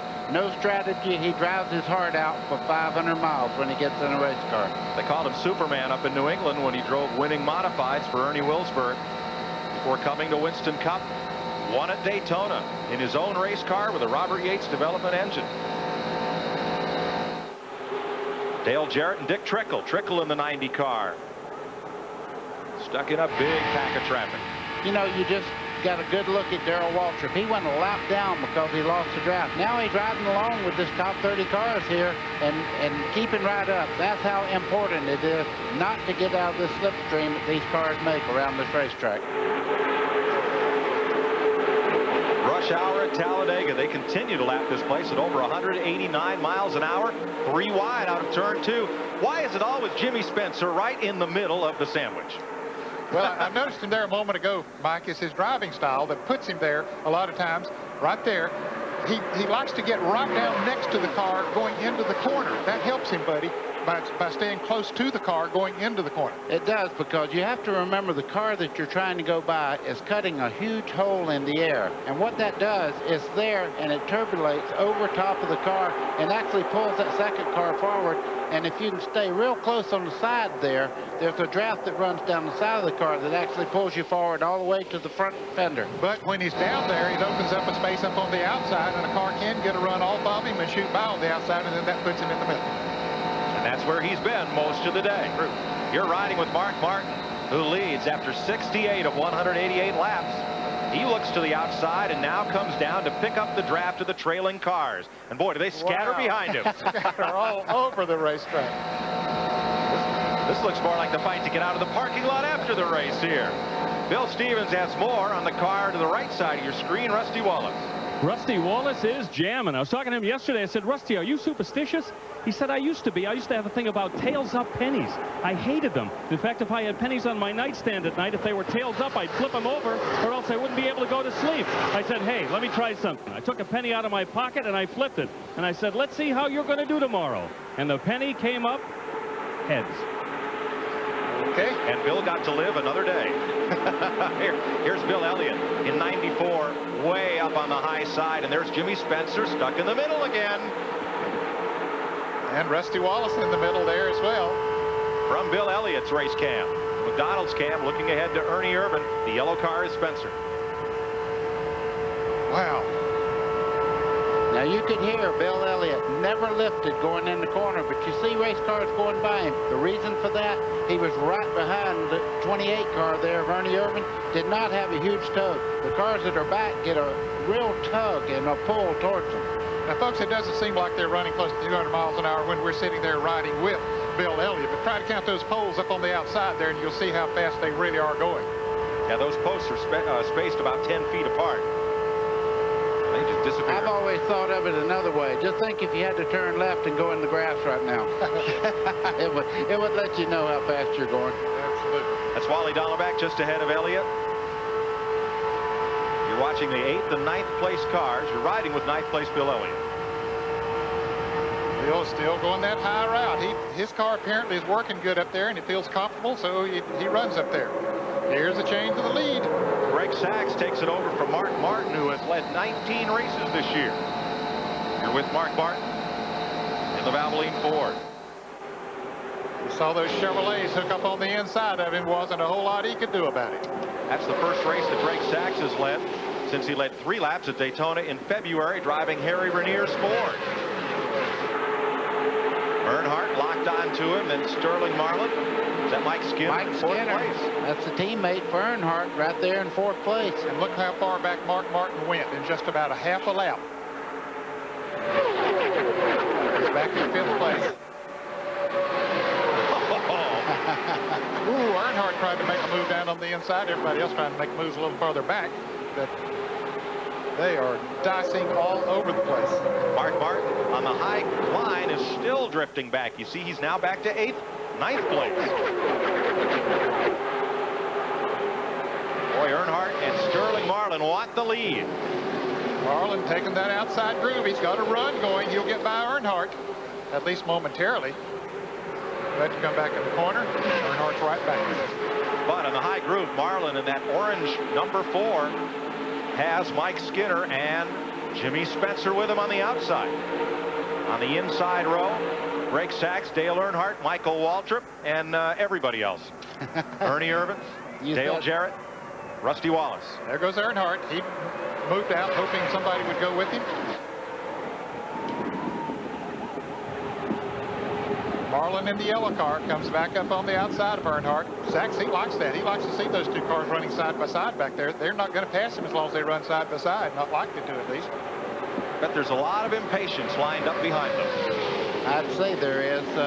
You see Mike Skinner there in the blue, number 31. He's just behind the yellow car there, Sterling Marlins. They head down in the corner. Everybody's trying to find out what car they run the best with. Believe it or not, just because it's Chevrolet does not make it run better with your Ford or vice versa. You pick a car that you really run well with, and it's aerodynamics. It's all aerodynamics, how much pull it gives you, and how steady your car is. Mattituck, New York's Greg Sachs has the lead. Ralph Shaheen has more. And I've got his crew chief, Mike Yellman. Mike, you got Greg out front. Can you keep him there? Well, I'll tell you, I sure hope so. You know, we were really good in happy hour yesterday. Greg's done a heck of a job getting to the front of this line. You know, Team Sabco Motor Shop has really given us some good horsepower, and this team has really, you know, had good pit stops today. We just need a good break and a really good run for the, you know, for the Coors Light Chevrolet Monte Carlo, and hopefully at the end of 500 miles, we'll still be up in the front of this thing, you know.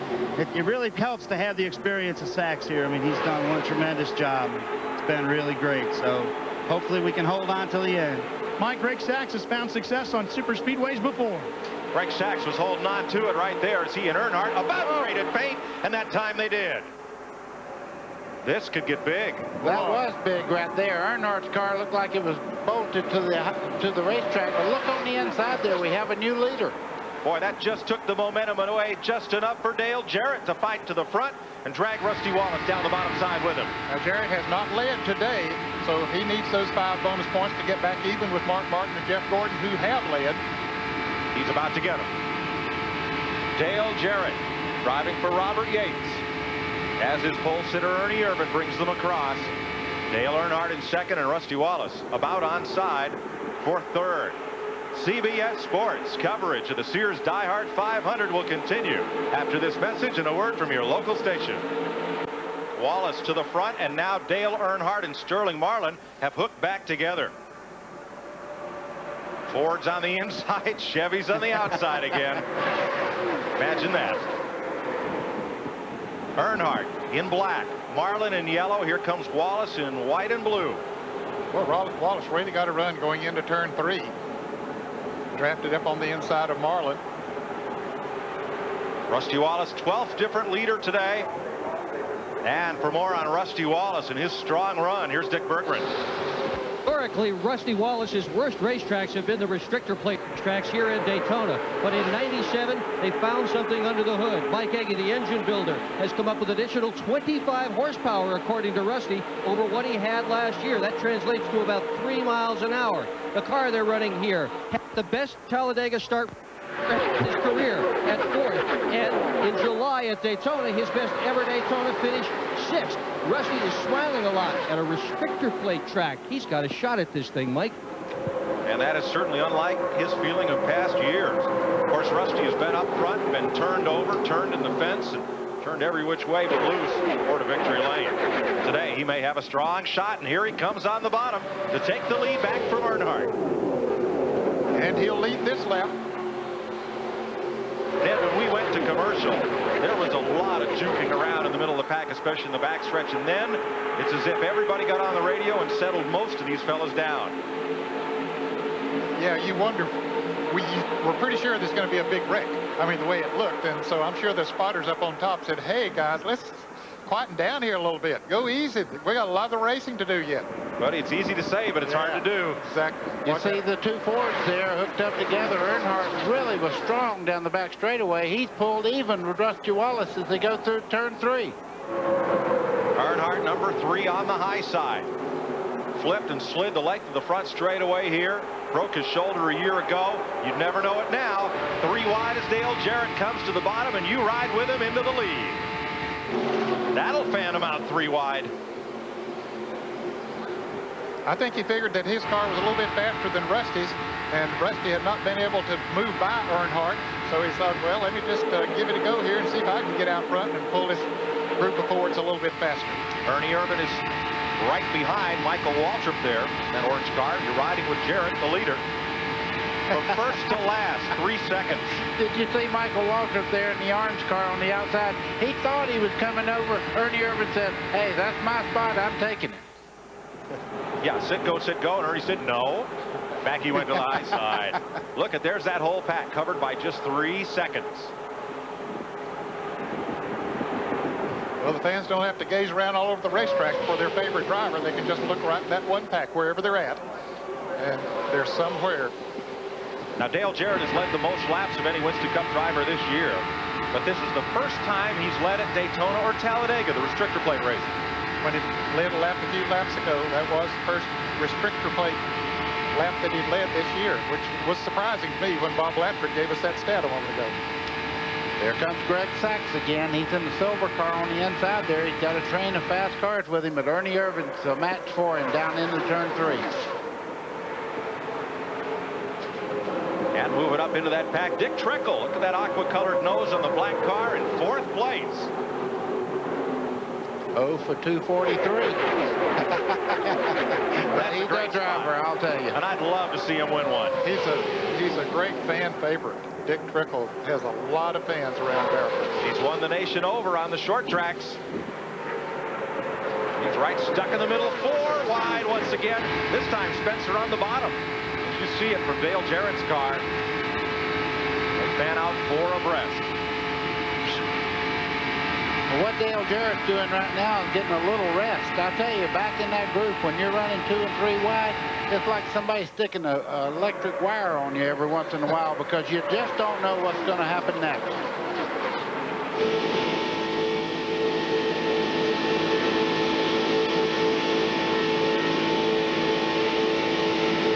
Looking out the back of John Andretti's car. That's Sterling Marlin in yellow on the outside. And Mike Skinner to the inside. Kenny Schrader right behind. Who's that alongside? Trickle. That's Dick Trickle. Right alongside. There they are, 3 deep again. And that purple and yellow camel of Jimmy Spencer right in the middle again. He must like it there. He must like a lot of company on both shoulders because there he is. And let's go to Dale Jarrett's pit and Dick Berggren. And Dale Jarrett has been flying today. He has gone from 29th to 1st in just 11 laps at one point. Todd, that's a pretty awesome record, but this car has finished second 3 times here at Talladega. You going to beat second today? Well, I sure hope so. You know, things weren't looking too good in practice yesterday, but, you know, we worked real hard on the car this morning, made some pretty big changes, and right now it looks like it's running pretty good. And, you know, we got a great race car driver out there leading that draft. He's pretty sharp at these places, and this place owes us one. We were second here last year twice, and maybe we can pull this thing out today. And they've got a great crew here, too. Terrell Shaheen. Tony Furr is a crew chief for John Andretti. Tony, you were from the front to the back and back to the front now. What's caused the roller coaster ride? Well, you know, they're just shuffling us around right now. I reckon they don't want us to get out front like we did at Daytona because they know we'll dominate probably. So everybody's trying to shuffle us around sort of. So we'll just have to see what happens. We'll get up there before the day's over with. Just hang with us. Mike, you fight to get respect, and then when you get it, they all want to kick it back down again. Well, sure.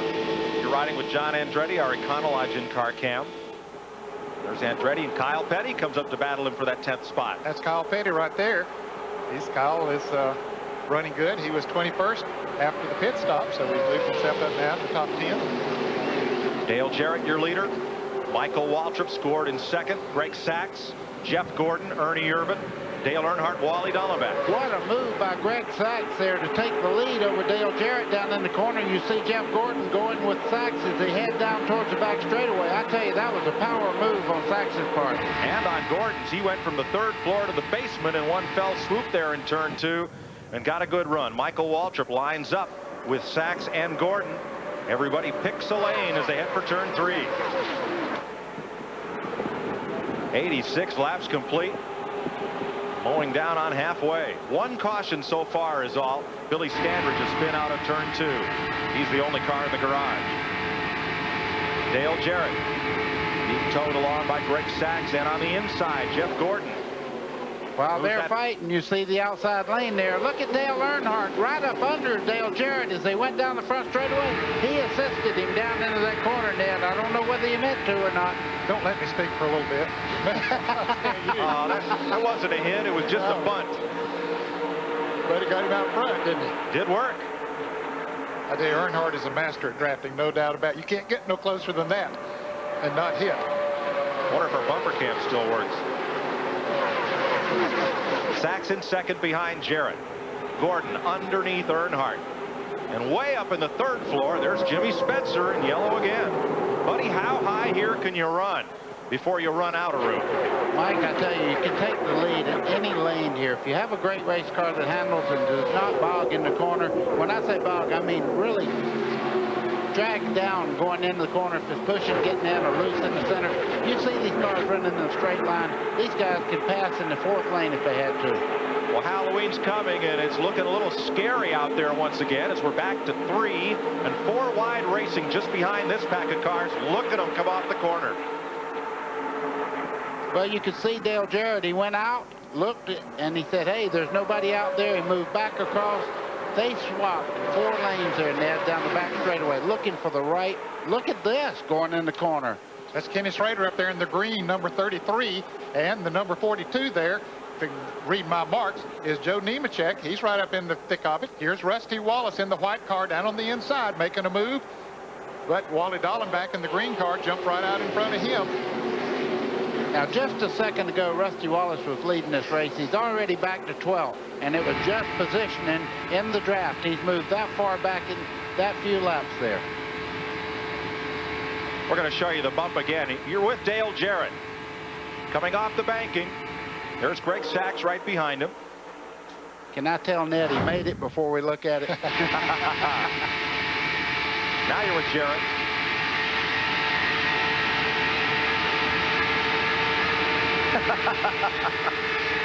Earnhardt just, I don't know if he touched him or just run so close it probably felt like he touched him, but it just shot him right out in front.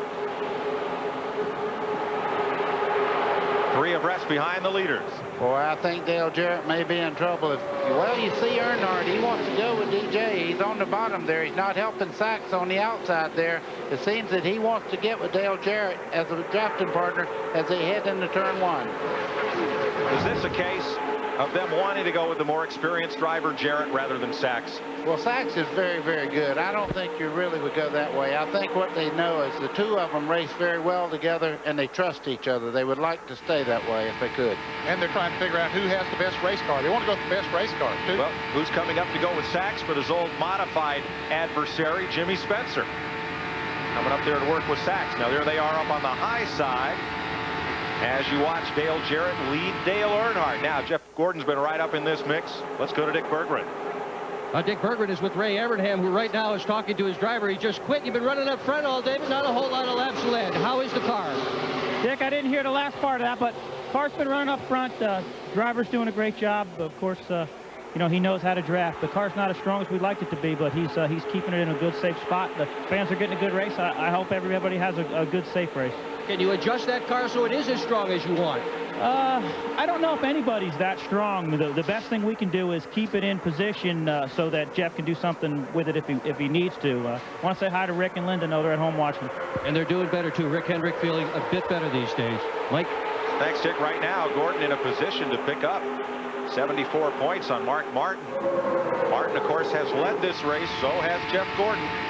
And so has Dale Jarrett, the 3rd place point man, 197 back of Gordon when we started today with 4 races left in this season. Let's go topside to Ken Squire. Well, we're bearing down on halfway here. 91 laps now complete, 242 miles.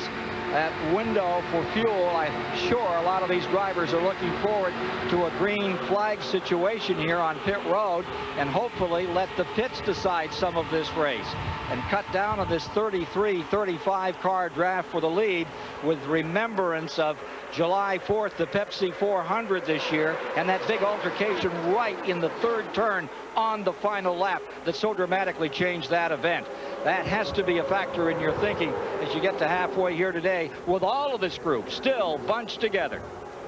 Ken, it's one of the most exciting Talladegas I've ever seen, with this pack staying so tightly bunched 92 laps into this race. Most of the time you'll see 8 or 10 cars maybe break away, and then you'll see another pack of 8 or 10 cars, but not the case here today. And part of that might be, as we see Earnhardt going for the lead on the outside, part of that might be the little bit cooler weather here in October. It's warm for this time of the year here in Talladega, but not nearly as warm as it is in July when this race is normally run and the track gets slicker. Earnhardt back to the front. They'll be racing to the crossed flags for halfway this time. $10,000 up for grabs. Earnhardt, Gordon, Irvin. Andretti is up there. Spencer, and they've kicked Jarrett back to 6th spot. Off turn 4 to the tri-oval where the start finish is in Daytona, but not here at Talladega. It's well down toward turn 1. Pay the man in black. $10,000 ka-ching for Dale Earnhardt for leading the halfway lap.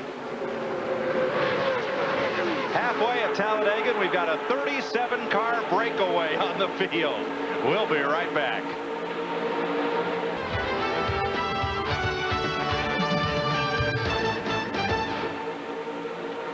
Welcome back to Talladega, where pole sitter Ernie Irvan has once again assumed the lead over Dale Earnhardt, and Jimmy Spencer's fought his way up to 3rd. 12 different leaders today. A very competitive DieHard 500 here at Talladega. Hope you're enjoying it with us. Now, Jarrett, 12 different leaders, and a lot of different cars have shown they can get to the front. But who can stay there? No one has shown that they can stay there so far. It's been surprising. Most of the time you'll see one driver that maybe is a little bit stronger than the others, and the others want to follow him, but that hasn't been the case here so far today. There looks like at least 12 or 15 cars that can win this race. Well, now, Buddy Baker, we've seen more. Have we 3 and 4 wide racing than perhaps we've ever seen at this track? I think we got a little look at who had the muscle there on the $10,000 lap for halfway. I think Earnhardt right now shows a lot of muscle. I think he'll be there at the end. If he don't have trouble, I look for the man in black to do well. Well, there's only 37 cars he's got to beat. That's the size of the lead draft, and look at this. 4 wide, and down in the grass goes 1 car. That's Wally Dallenbach there. Let's see if he can straighten out. He needs to take it. Caution is out. And they'll race back to the flag. These are all lead lap cars at the front, so no challenge. Dallenbach slides up the hill and slides back down just in front of Darrell Waltrip. He must have got nudged off the grass coming off turn 2 and rode the dirt all the way down the backstretch. John Andretti leads them across the line as we're under caution for only the 2nd time today.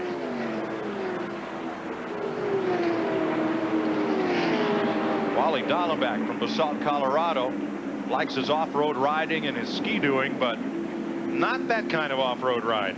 Mike, that was hair-raising. When you leave that surface over there and start bouncing through that dirt, it looks very smooth up here. It's very pretty, but it is rough down there. You could see the car jumping and bouncing as it went down through the grass.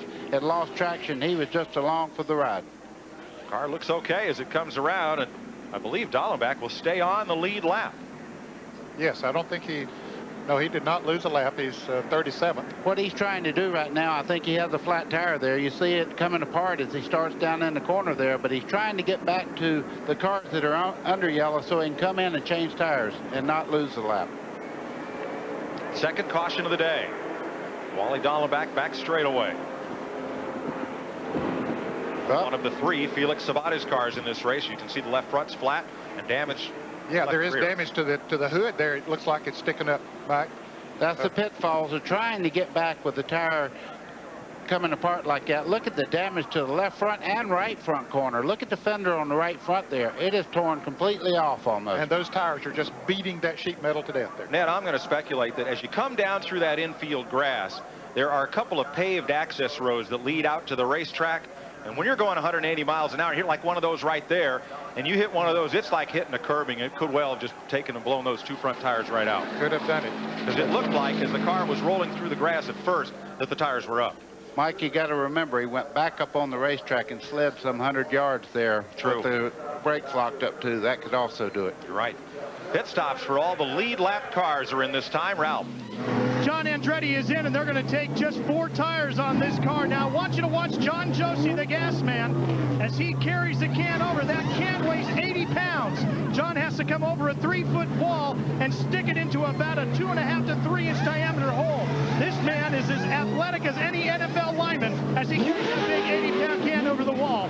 The pit stop is complete. John Andretti, 4 new tires, no chassis changes. He's back underway. To Bill Stevens. Well, Bill Elliott qualified 10th. He's been in the back of the pack. A pretty routine pit stop. They got 4 tires, the fuel, no chassis adjustments. And I asked Mike Beam, why is Bill staying so far back in the pack? He says Bill doesn't want to risk his track position right now. He has seen what's happened to other drivers. He doesn't want to fall into that trap. He's saving some for later. John Andretti, who led them across the line, is the 13th different leader of this race. He led the most laps at Daytona in July. 5th time he's led this year. Here's what happened coming out of turn 2 to Wally Dallenbach.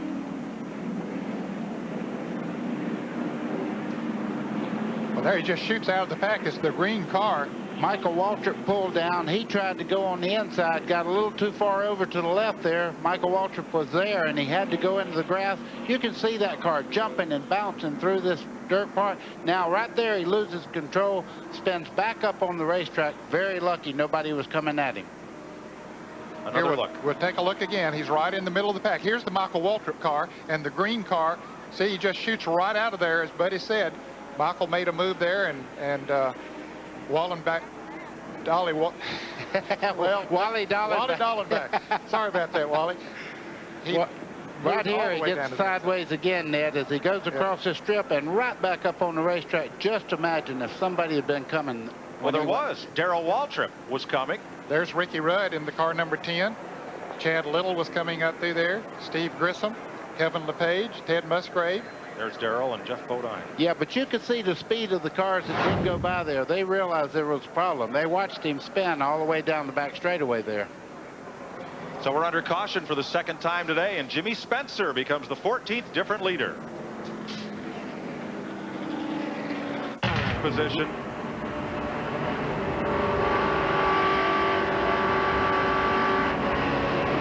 Well, he sees the car about to come back across the racetrack, Mike. Say, which way do I go? Go low, very low. Grab a gear and get back to the start-finish line. Mike, it hadn't been but just a few seconds ago, Bill Elliott said, I don't want to get up in there. They're mixing it up too much. I'm going to stay back here. That's the trouble of being too careful on Talladega. Wally Dallenbach in the garage. Bill Stevens. Well, physically, Wally's okay, but you got to be disappointed to qualify 24th, but you had a pretty burly race car today. Yeah, it was fun while it lasted. The guys did a good job. The car was awesome, and it was a blast. Just got into a deal in the backstretch. You know, kind of got the left sides in the grass when I went to pull out on the 21 car. He moved down, and I moved further, and I was in the grass, and these things don't like grass too much. No, they're not lawnmowers. Dick Bergeron? Well, Dale Earnhardt had his problems on that pit stop. He came in the front of the pack. He's sure not there now. He's running in 25th spot, and his crew is looking over the videotape replays of that pit stop. What happened? Earnhardt got blocked in by the 30, had to back the car up. That put him behind in the serial order. A little further up pit road, the 23, Jimmy Spencer, the car in the lead. He took only 2 tires. That's how he got there. Thanks, Dick. There's a look at Earnhardt, who is back in 25th. There's a camera. You saw the view from John Andretti's pit, looking down on the top of the car. Those cameras are pole mounted. They hang out from the War Wagon on pit road. And in each team, there's a look at the one on Dale Jarrett's pit. Now, there's a VCR on each War Wagon, so that after each pit stop, the team reviews the pit stop and replays it to see what they could have done better. And those are in use all up and down pit road. There's the VCR being re-cued. And the War Wagon, that's what we're talking about. We're not the only ones that have instant replay. These teams have it too. Okay, here's what we're talking about. They were talking about Dale Earnhardt getting caught behind Derek Cope in the car number 36. Had to back up, had to change gears back up. That cost valuable seconds. By that time, Cope was pulling out of the pits, but it was too late. See the other cars going by. Didn't cost him but a couple of seconds, but it cost him lots of positions. Under the green flag here at Talladega, you can lose the length of a football field in a second. That's how fast they run. And under caution, you can lose a lot of track position when something happens.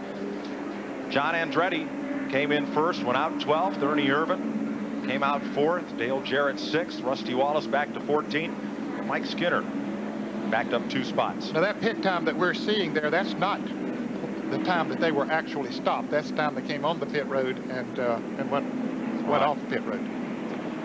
Every time you hear one of us in the booth go, we're kind of thinking what Darrell Waltrip thought when we asked him about how unique Talladega Superspeedway is. We asked Darrell Waltrip, what's it like out there on the high banks of Talladega? 10 laps into this race, cars look like they've been running Martinsville. They got wheel marks all over the side of them. They've all been sideways. And you've already called in 5 times. Now, that's in 10 laps. In 5 times, you've already called in and said, oh, they're going to wreck. No. They didn't wreck that time. Maybe. No, wait a minute. No. Wait again. That's what you do. They've been doing it all day long here. They've been doing it for 102 laps. And they'll do it for 86 more. We're just past halfway at the world's fastest speedway. You look over at Talladega Airport, and you look inside Bill Elliott's car, Ralph Shaheen. Well, I'm with his crew chief, Mike Beam. Mike, what's the status of Bill's car?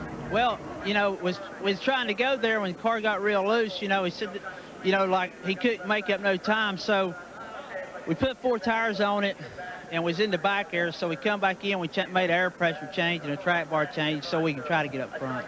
Ken Squire? Watching how we're getting set on this restart lineup, and once again Bobby Labonte is up in the thick of it.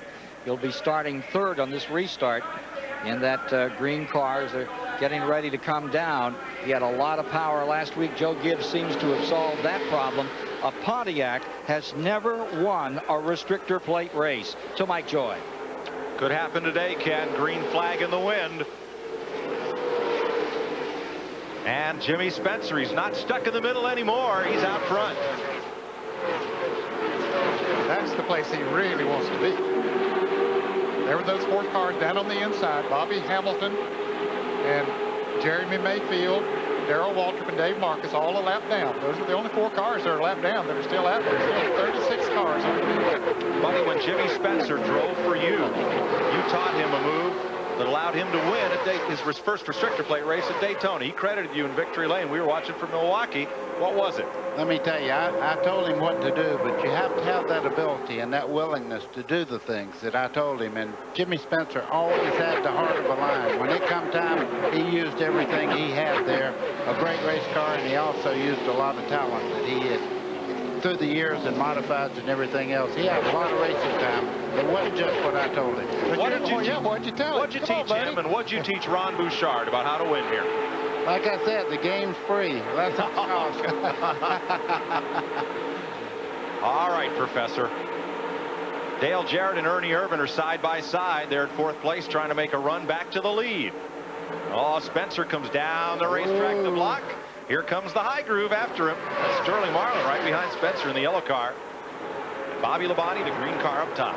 Okay, you see him moving up there. He's going to see if the 18 car, Bobby Labonte, can push him along. I don't think he wants to race with Sterling Marlin. Now he's back down there. He's testing the water to see who's strong there so he can get buttoned up with somebody who wants to play ball with him. That or he's just trying to hold them all off, Ned.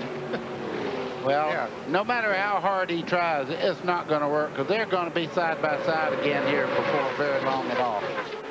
Well, for a couple of laps here, we've had a Ford and a Chevrolet and a Pontiac running in the first 3. The Pontiac's about to drop back to 3rd right now. But that's the way NASCAR would like to see it.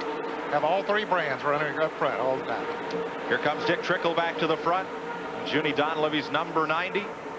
Tom Baldwin Jr., his dad, a great modified racer on Long Island. Tommy, the crew chief there. Rumors he may be headed elsewhere next season. And Greg Sachs just behind. Number 40. Michael Waltrip in 21. The Lowe's car of Mike Skinner. You can see him getting antsy behind Spencer there. You see Sterling Marlin in the yellow car there. He looked high, now he's looking low. And he thought Dale Jarrett was going to go with him, and Jarrett decided he wanted to go on the high side. Dick Trickle there at number 90 in 6th place, going for 5th. He's going to get it. Here's Ralph. Mike, he looks great up front right now. The question is, how long will it last? Crew told me he lost a gear coming out of pit road on that last pit stop. They're afraid that transmission might not hold together much longer. Well, it'll be great while it lasts. Junie Donlevy's always had a good car for Daytona and Talladega. Owns that number 90 of Trickle. Lead change, Mike. You can see there Sterling Marlin moves in, and look at Dick Trickle in 2nd place now. I guarantee you the Donlevy crew right now, you can't believe how excited those guys get when that race car runs that well. Pretty much volunteer pit crew for Junie Donlevy there. A little jostling in back, Ned. Yeah, John Andretti and Michael Waltrip actually touched through the crowd there, but they recognized that they were that close together and decided to better position themselves a little bit differently. 80 laps to go at the fastest speedway on earth in the Sears DieHard 500. Sterling Marlin, the leader. Ageless Dick Trickle, 55 years old, running in 2nd. Mr. Excitement, Jimmy Spencer, 3rd. Long Island's Greg Sachs in 4th. Dale Jarrett in 5th. Joe Nemechek up to 6th. 7th is Mike Skinner, Bobby Labonte, Ernie Irvan, John Andretti. That's the top 10. And it'll probably all change by the time they get back. Probably will. Mike, we see this big pack of cars here for the first time today. This pack of cars have pulled away. See, there are 4 cars back there. They're running by themselves, and then there's some behind them that are running by themselves, and that's unusual, especially this shortly after the green flag came out from the caution. And the 4 cars in that second pack include Derek Cope, whose car is damaged, and Dale Earnhardt and Ricky Rudd. Now, Earnhardt, remember, got blocked in the pits by Derek Cope, came out with him, and they have lost the lead draft. Ned, how many times do we talk about track position? One bad stop, that's why we say no one driver wins a race. It's a team effort from the time the green flag drops through all the pit stops, and at the end of the race, who can adjust the cars to make them best. And you're going to run as fast as the group that you're running with. Now, I'm not saying that Derek Cope's not, he has been in the wall with that car. Is it capable of running as fast as Dale Earnhardt has been running? And is that whole group of cars there capable of running as fast as he has been running? Now, Ricky Rudd had to take a provisional to get his number 10 car into the field, and Dave Marcus is a lap down. Here's the lead pack once again, Sterling Marlin in front. And for more on Marlin, here's Ralph. Well, Larry, Robert Larkins would be his crew chief. Now, Robert, you got your guy up front. Can you keep him up there? I hope so. You've got to have a good dancing partner. Well, who are you going to hook up with as this one winds down? I don't know. Little Hank Spencer's the only one that's alone, and we're alone. Everybody else has a teammate up there. And Mike, remember, this is a crew that has put together at least one super speedway victory every year for the last couple of years, and this will be the last super speedway race for Sterling Marlin with this team. That streak has been active since 1991. Now, when Marlin was winning all those plate races, nobody wanted to draft with him because nobody felt they could pass him. That situation has changed. The Larkins may be right. All those super team cars working in concert together. Marlin is going to have to go shopping up and down pit road for a drafting partner, and he may have found one. You heard Ned just a second ago kind of get his breath again. Jimmy Spencer come right across traffic there and almost collected the car pulling up on behind him there. I tell you, that won't last all day. You keep doing that, you'll get a caller before long. Yeah, you really will. Jimmy Spencer has the scariest Halloween costume of any Winston Cup driver, and it's yellow and purple.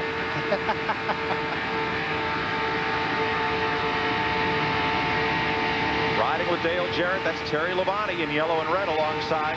Terry beginning to flex his muscle a little bit. We saw him make a move a moment ago down on the inside, went 3 deep and got himself up there in the top 5 or 6. Ooh, Sachs suddenly alongside Spencer, who has to back out of it briefly as Sachs came up the racetrack.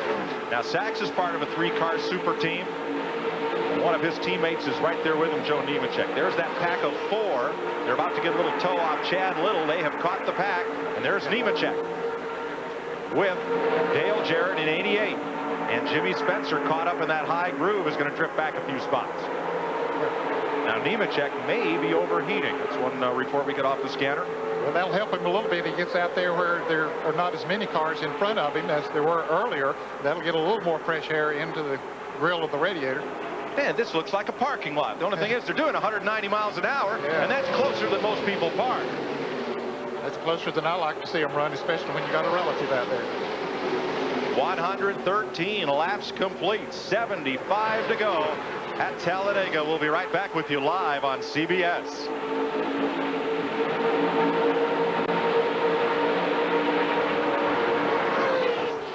Energy. 2 cars from the 42 starters have retired from the field.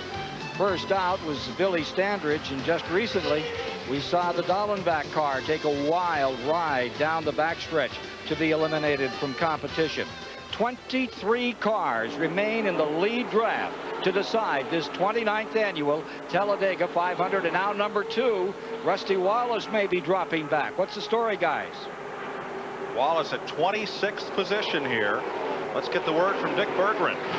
He's got an ignition problem of some sort. They're not entirely sure what that problem is. This is kind of like trying to diagnose what's wrong with your car while you're on the highway, and you call the garage and you say the engine is cutting out, which is what Rusty's engine is doing. First they thought it was maybe the tachometer. He reached over, shut that off. That didn't solve the problem. Then he looked at the voltmeter and it reads 0.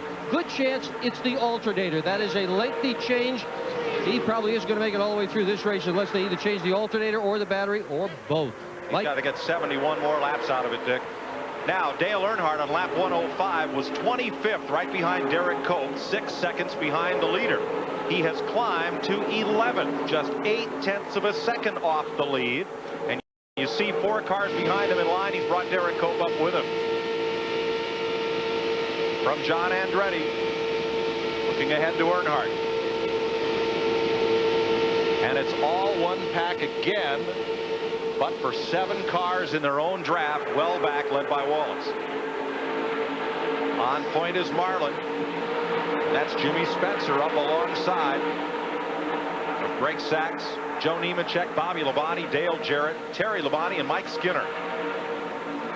That is everybody in the race right there in 2 packs. Boy, I tell you what, these guys hadn't had one moment to get their breath since they dropped the green flag. It's been side-by-side racing, and they just don't get any better than that. Look at these guys going for second right here. They're door handle to door handle all the way back through the top 30 spots. 24 cars fight for second place. No time to relax. Well, how do you get any rest out there? I mean, not rest, but this is a 500-mile commute in a little less than 3 hours. If there's any such thing as rest on Talladega, Sterling Marlin in the lead right now. He don't have to worry about anybody beside him. There is no rest when you're doing what the Bud car here is doing through the corner. Ricky Craven on the outside of Kenny Schrader. Mark Martin hard at work on the straightaway, looking in that mirror. 2 glances to the mirror. Now that right hand comes over. John Andretti, you see, holds the wheel at 9 and 3. That's how they teach it in road racing. Keep that hand opposite sides of the wheel. Mike, you can see him turning his head even at 30 degrees of banking, 33 degrees of banking in the corner. You can see him tilt his head because there's a lot of centrifugal force on that head going through the corner. Even though he has a brace there, he's not using it. And Bill Elliott, he's at about 10 and 2 on the steering wheel. How did you run? That was pretty much the way I like to run. Seeing where his hand there is on the very top of the wheel, you have control either left or right from that position. That's very important in the corners. And Dale Jarrett, he's about a 1 at 11 o'clock driver, would you say, Ned? Yeah, he's a little higher on the steering wheel than the others. But you see where his hand is. It's where it can go either way if the car reacts any way that he does not like it. Just a little over center. Ned, how'd you hold the wheel? Somewhere about where Dale does, or maybe 10 to 2, somewhere in that area.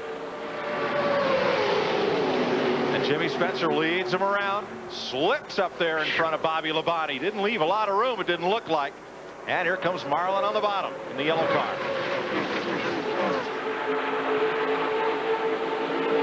Races here at Talladega are the most mentally taxing of any races they run anywhere because of what we're seeing right here. Ned, I've won races here and get out of the car and absolutely feel like I'd run 2 500-lap races on a half-mile track.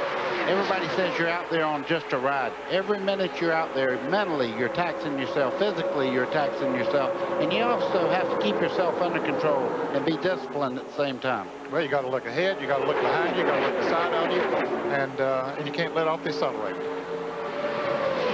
I can't imagine anything in sports that's more stressful for a more sustained length of time. No, I can't either. There might be moments, seconds in other sports that it would be as stressful, but not for this period of time. Left side of your screen, Jimmy Spencer, National Modified Champion of NASCAR. Followed the Bouchard and the Bodines and Greg Sachs to Winston Cup. He's found quite a home here, and he leads this show. His last win came here in 1994, 99 races ago. He was driving for the legend Junior Johnson at that time. Won Daytona in July and here at Talladega. Bobby Labonte, Terry Labonte right behind him. And the yellow car, Sterling Marlin, the number 4 down to the inside with Joe Nemechek in tow. Ken Squires had quite an eye on Jimmy Spencer over his career. Well, certainly the last week has been one of the most impressive for Spencer. It was just a week ago at Charlotte, North Carolina, that he drove what many considered the race of his life against Mark Martin in a 300-mile Grand National race. They ran the last 20 laps side by side. He continued to pinch Martin down and take that victory, dramatic style, and he's giving us the same kind of demonstration right now. But here's Terry Labonte slipping through on the inside to take the advantage. I think at the start of this show, I said Terry Labonte was going to run well today. This is proof. Did you see that move? To the outside, then to the inside. Goes by Spencer and takes the lead in one straightaway. What a move. He went from the penthouse to the basement, took the elevator, and took it right to the lead. It's the first time Labonte has led since lap 26 of this race. And we were all concerned about Mr. Earnhardt. He's back in the fight again. He's moved right back up. He's a black car there, just over Joe Nemechek, the 42. He's running very well. You can see down the back straightaway, he has a great car today. He's got 8 great cars, though, right in front of him. He does that. Terry Labonte, fastest in practice. Lined up 6th for this race. And that was the 28th lead change of this race. That's the most in any Winston Cup race this season. And we've had several that have had 20 or more. Most competitive race of the year, taking the title from Pocono. Bobby Labonte in 3rd. That's the highest placed Pontiac in the field, behind the Chevy of Terry Labonte and the Ford of Spencer. Then it's Greg Sachs and Ricky Craven. I believe it's the first time Craven's been in the top 5 today in that red Budweiser 25. Boy, he had a great run in Daytona. He just did everything perfect, and everybody said this is the year for Ricky Craven. And right after that, everything started going wrong. Had a terrible crash in Texas. Had to go to the hospital, spend some time out of the race car. But believe me, he can drive a super speedway. And look at this fight, 3 wide with Mark Martin upstairs of Joe Nemechek and Jeff Gordon. Look at this. You can be in 10th place here and only be 3 car lengths back of the leader. Now they're going 4 wide. There, Michael Waltrip, does he see that car down there? Well, it didn't matter because he was able to get in front of it. That's one way to look at it. I'm sure that right at the moment there, Ernie Irvin was going, hey, I'm not sure this is going to work. There's Mike Skinner in car number 31 on the inside of Mark Martin. Let's go to the pits and Ralph Shaheen. Well, Ned, there's more good news for Terry Labonte and the crew of the number 5 car. Andy Graves, the man you see here in the red and white fire suit, is the crew chief currently for Ricky Craven. Well, today we can tell you that Andy has told me he will be announced shortly as the new crew chief for the number 5 car for the 1998 season. That has completely rejuvenated this crew. They are excited. They are preparing for 1998, and they feel that another championship is on their way in 98 once Andy returns home to the 5 crew. Andy was the chassis specialist for that team, with Gary DieHard as the team leader at the beginning of this season. Well, Gary DieHard had personal problems. He did a great job for Terry Labonte. They won a championship, but things just got where he couldn't deal with them, and felt that he would be better off just to pull back for a while, take a good look at the sport, and then re-enter. Andy's dad, Fred Graves, great super modified racer, and currently Ron Hornaday's truck team crew chief. Bobby Labonte sits up in 3rd place. Let's go to his pit. Bill Stevens. And then with his crew chief, Jimmy Maycar. Bobby's had just about every position out there today. He's up near the front. What's he telling you? Well, he's not doing a lot of talking right now. He's got his hands full. These guys are putting on a heck of a show. A lot of passing, a lot of moving around. You know, the car's working pretty good. We've been thinking with the handling a little bit, but all in all, it's been a pretty good day so far. We're just trying to kind of stay near the front and keep the car in position for later on in the race. Kind of feel out who's strong, who's not strong, who may be your partner for later on. That's the plan. Let's see if it sticks. 128 laps complete. Dale Earnhardt has come to 4th behind Bobby Labonte.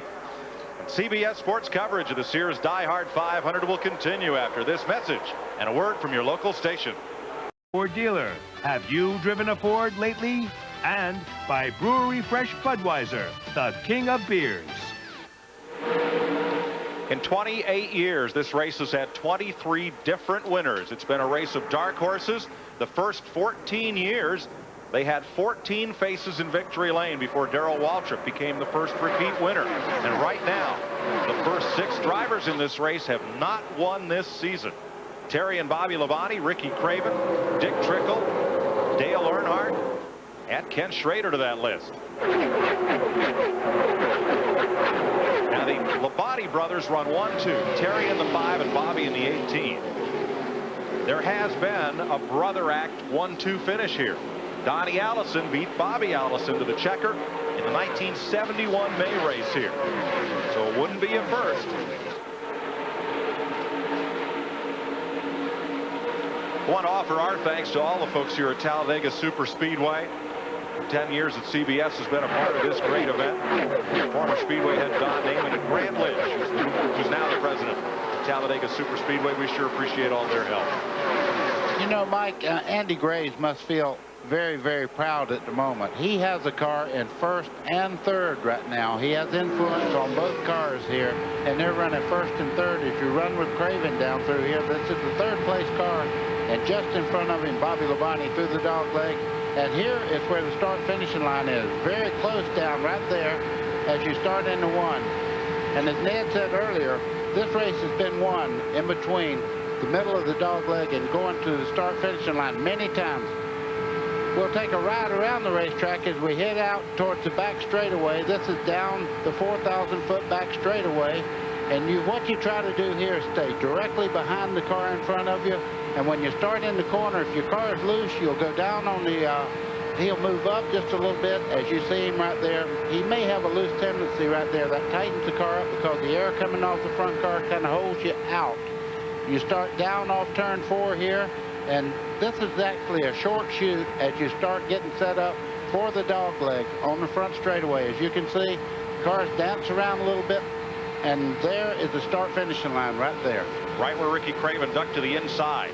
Craven started the season with a 3rd at Daytona and a 5th at Rockingham, but did not get another top 5 finish until New Hampshire in August. They're on the way back up, though. After a 41st at Dover, they were 8th at Martinsville, and then had a disappointing day at Charlotte last week, 25th. Well, everybody's looking a little racy again. There's the Mark Martin in that white Valvoline Ford ducking out of line. Yeah, they settled down there for a lap or two. And while we're talking about Mark Martin, excuse me, Ned, you look who's right on his tail there, the 24 of Jeff Gordon. He's almost a mirror image. They're fighting it out for a national title. I'm sorry that I interrupted. There you're riding with Mark Martin, and as I asked him at the top of the day, so Jeff Gordon has been shadowing you these last few races, and Gordon's been unable to pick up more than 5 or 10 points on Gordon in any one race. All of those up in the top 5 in the point standings have been finishing in the top 5 in most of the races. It's hard to make much of a points change. Now, Martin started the season with 6 finishes out of the top 5, and then had 8 straight races with top 5 finishes, including 2 wins. Dale Jarrett, who's 3rd in the points, he had 6 in a row in the top 5. And Jeff Gordon, with his 10 wins, he had a string of 5 straight top 5 races and a string of 4 straight. Consistency is the key to winning the championship, not how many races you win. Just ask Rusty Wallace.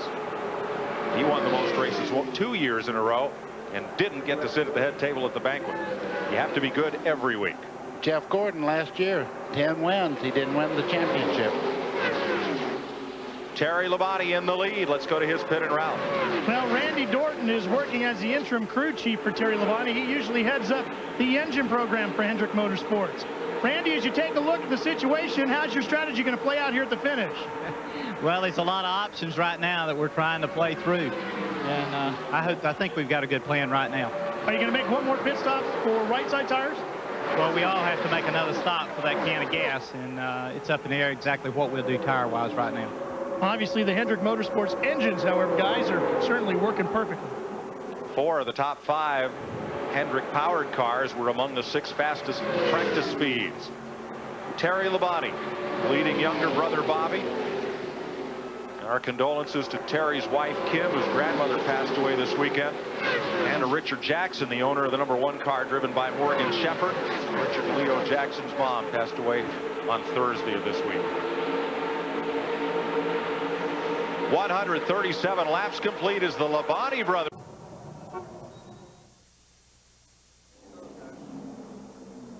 Caution is out at Talladega for a grinding crash in the back straightaway, leading to turn 3. It happened behind the race leaders, but there is the point standing leader, Jeff Gordon. Michael Waltrip, Joe Nemechek, Sterling Marlin was in it. There are few single car incidents at Talladega, and this one took out a number of top contenders. Marlin is out, Greg Sachs, Ricky Rudd, Earnhardt's car with right rear damage. And Mark Martin, the second place point man, is a mess. Michael Waltrip scrapes against the wall. Here's Ted Musgrave with the right front down. Robert Presley, second place point man Martin. Earnhardt still rolling and perhaps able to run. And Martin, if he can keep that car going, able to pick up a bunch of points on Jeff Gordon. It looks like whose day is done. Derek Cope in, and where's the third place point man, Dale Jarrett? Let's go to Dick Berggren. He was entered as well. Lots of damage to the back end of Dale Earnhardt's car. The fuel fill area is okay. Spoiler and trunk are not. They are critical aerodynamically here. Stevie Burgess has hold of that aerodynamic spoiler, trying to pull it back. Well, this is shades of Daytona, guys. This thing is all beat up, and this is the same car Earnhardt was upside down with at Daytona. A lot of damage. Most of it is aerodynamically critical. Mike? Well, if they can get Earnhardt around a couple more laps, it'll mean a bunch of positions, because there are a number of cars that are just not going anywhere. You can see them pulling the right rear corner out there with the pry bar, trying to get the fender itself off the end tire there. That's Darrell Waltrip's car, the 17 there. And a lot of damage. Lake Speed's car being pushed in. This was a major wreck. And Gordon's car will be hooked up to the wrecker and towed in. Let's see if we can figure out how this got started. Behind the leaders coming off turn 2. Everything looks good here so far, but everything's coming along fine, coming off of turn 2, heading down the backstretch. Tight running as they've been all day. Jeff Gordon there in the 24 comes over, touches the 98 car. Gets into Marlin. He hit John Andretti first, and it looked like it triggered just a chain reaction. You see Earnhardt in trouble there. He makes contact on Gordon. Here's Trickle. There's Trickle going backwards. You see the roof flaps employ. There's Jarrett way down in the grass in 88, and up in the air, Jeremy Mayfield. Car number 37. And there's Jimmy Spencer, and there's Marlin. There was a car hooked onto Marlin's hood. There's Jarrett sliding back up on the track as Steve Grissom whizzes by up near the wall. Bill Elliott trying to get to a stop, and Ted Musgrave with right front damage. And Bobby Hamilton rolling slow. Here's another look. Look right on the left edge of your screen. Right out here. Did he get bumped? He did get bumped. Just a little bit by Ricky Craven. His teammate. It's possible that there was contact front to rear. Let's see from Craven's Let's ride car. and we will see. Down the back straightaway, you're riding with Craven.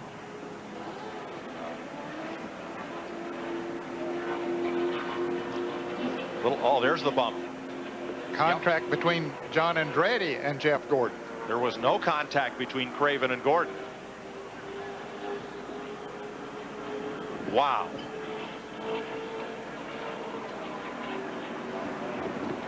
From Mark Martin's car.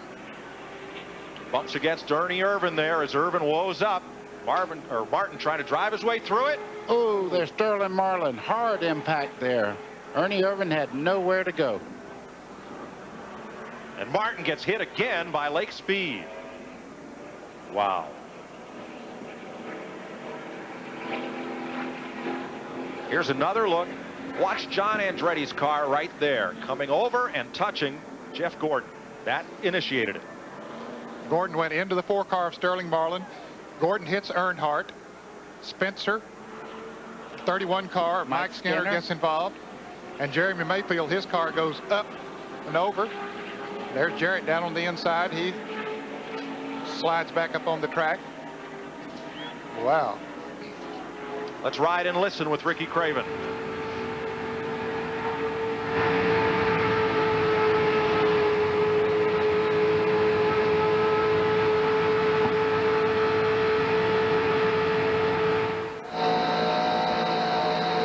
And with Mark Martin.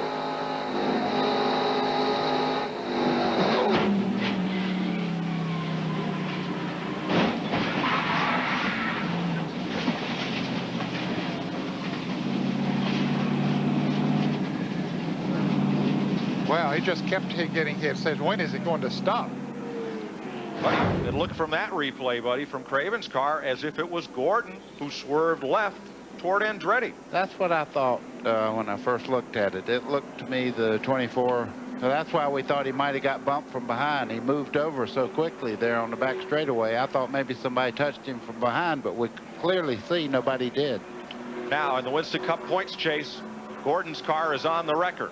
Steve Meal, Jimmy Fennig, and the Roush team trying to get Mark Martin back into this race, because if he can run even a few laps, he'll pick up several positions on the cars that have stopped. I can tell you that's going to take a while, because that was a violent crash over there. When he got into Sterling Marlin, that, I mean, we didn't have to say a word, just the sound alone. And there's Mark Martin out of the car, talking to his crew. And here is Greg Sachs and Sterling Marlin discussing the situation. You see Sterling pointing out what happened to him as Sachs wound up on top of Sterling's car there. And you can see Sterling motion. The Gordon just sliced right over on him. Hand gesture kind of said it all. Boy, look at the damage on that 4 car. It is wiped out. Bill Stevens is with Mark Martin. Bill. Mark, you definitely didn't need this. What happened? They wrecked up ahead of me. It was bound to happen. I hate restrictor plate racing, man. You know, the only way it seemed like we could run was 3 wide and sometimes 4 wide. And actually, the drivers had done a great job under the circumstances, but they put us in a bad situation when we have to run 3 wide lap after lap after lap. And you have to. I mean, you can't run 2 wide. The cars are too equal and they're blocked up and there's nowhere to go. So, you know, I was just out there waiting for later on in the race to step on the gas. We had a good car, but not good enough, I guess. They struggled all weekend, and Talladega claims another victim.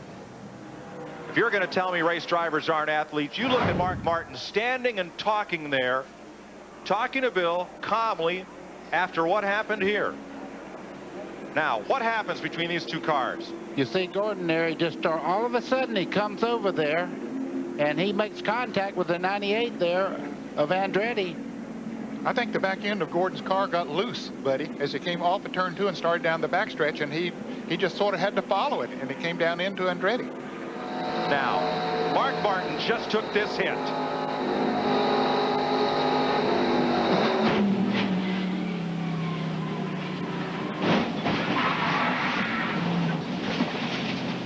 And he climbs out of that car and says, well, Bill, it happened like this. Isn't that something? What great shape these fellows are in, physically and mentally. They'll get this car back in the race if there's any way possible. Ralph Shaheen is with the point standing leader. That would be Jeff Gordon. Jeff, can you tell me what happened out there? You know, I felt the left rear go just right before it turned sideways. I turned sideways, tried to save it, and I got into the 98, but the left rear tire blew. It's pretty obvious. You can look at the left rear, see it shredded. So why that happened, I don't know. I don't know if I had some contact or what, but it's pretty unfortunate. A lot of cars torn up, and this is exactly what we didn't need today. But you're okay? It looked kind of like maybe your back end was loose before that, or did it just go all of a sudden? Well, that's what happens when the left rear goes. That thing goes sideways. You got to have all 4 tires on these things. And I felt something get squirrely, and I didn't think it was like somebody hit me, and I tried to gather it up, and I knew right then something was wrong with the left rear. You probably won't be able to see because there's so many cars around me on the tape, but it's pretty obvious when you look at the left rear, it's shredded pretty good, and I'm pretty sure that's what it was. All right, Jeff Gordon out of it. Well, and that's what appeared to happen. Gordon's car suddenly slewing left, and that's the reason why. Okay, let's explain that to people. I've had that happen before. You see, DJ has a lot of damage to his car, but what happened to Gordon over there, he was going down the straightaway, and that tire went flat on him. He said it blew out going down the back straightaway. It goes over to the left, and that falls right on the wheel, and you don't have any traction whatsoever to the left side. Dick Berggren. Of the top 3 point leaders coming into today's race, only one of those men is still behind the wheel of his race car. Dale Jarrett's car is well beat up. He came into this thing 3rd in points, but the 2 guys ahead of him, Gordon and Martin, their cars are so beat up they can't run them at all. They're working on the aerodynamics of Dale Jarrett's number 88 car, putting tape on the sheet metal, trying to square it away. They're also trying to line the front tires. That's what they're doing right now with that string. They're trying to set the toe in on this car. It's pretty well beat up, but it sure is not nearly as beat up as Jeff Gordon's car or Mark Martin's car. Terrell Shaheen. Michael Waltrip trying to cool off here in the garage area. Michael, what was your view of that? The view I had was the 24 turning around sideways and backwards. I thought they were all going to go that way, and they did for a minute, and I just went, please, please, please, let me get through this hole. And they all came back before we got through the hole. So just unfortunate that the Citgo Fords wound up in this kind of shape after the run we were having. Jeff seemed to think he might have cut a tire or blew a tire. Could you tell anything from where you were that might have been the cause? No, but, you know, anything can happen. If that did happen, we were fortunate. I hope nobody turned him around, because everybody was cutting each other off and driving kind of wild, but we were giving each other the room we needed to operate. I hope it was something mechanical that caused that and not a bonehead. It was, Michael. It was something, his tire went flat, got the car loose, and caused a spin out. Well, with 19 cars involved in that accident, the race for the championship shifts to the garage. If one team can get their driver back in the race just for a lap, they might pick up 40 points or so. Let's ride with John Andretti.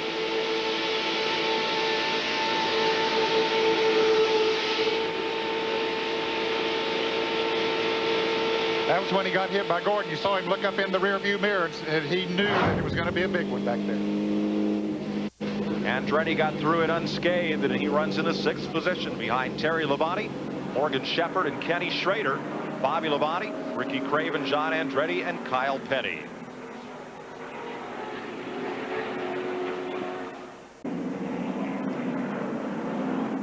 Just a lap or two away from a restart here. Let's go to Dick Bergman. And I'm behind the wall with Dale Earnhardt's race car, and it is really, really torn up. The biggest problems are back here at the rear end of the car. The locating arms that locate the rear end, the differential, are badly bent. They've got a hydraulic press trying to straighten the rear end out, trying to pull it back. Larry McReynolds is trying to get the sheet metal squared away. Earnhardt sits behind the wheel. He doesn't want to talk to anybody right now. Very distraught. As you can see, just about every crew member is underneath the car. In fact, Earnhardt has come out from behind the wheel, and he has gotten underneath the car to see how bad the damage is. And I'll give you an idea just how bad the damage is as soon as we get off this shot of Dale. I'm going to show you the arm that used to locate the rear end. There it is. That thing is supposed to be straight. That's how hard he hit. You can see how badly bent that is. Now, Earnhardt had finished every single race in 1997 until this one. Boy, the last DNF he had, if my records are right, Mike, was right here at Talladega last year in this event, upside down. And it was a whopper. We're going racing next time. The cars involved in the incident: Earnhardt, Marlin, Martin, Lake Speed, Ricky Rudd, Musgrave, both Waltrips, Darrell and Michael, Jimmy Spencer, Jeff Gordon, the 31 of Mike Skinner, Greg Sachs, Jeremy Mayfield were in it. So was Steve Grissom and Joe Nemechek, Dale Jarrett, Robert Presley, Chad Little, John Andretti, and Jeff Burton. Almost half the field as we go back to green. Terry Labonte is the race leader, and in the top 5 for the first time today, birthday boy Morgan Shepherd in the number 1. 22 cars being shown on the lead lap. Kenny Schrader up to 3rd. Been a long time since Schrader's been to victory lane in that green and white number 33. 1991 Dover, last time Schrader saw the checkered flags wave here in Winston Cup racing. Bobby Labonte sits in 4th in the number 18. Ricky Craven in 5th. John Andretti in 6th, and Kyle Petty up to 7th. Ernie Irvin is 8th. David Green is 9th, and unsponsored Brett Bodine is 10th.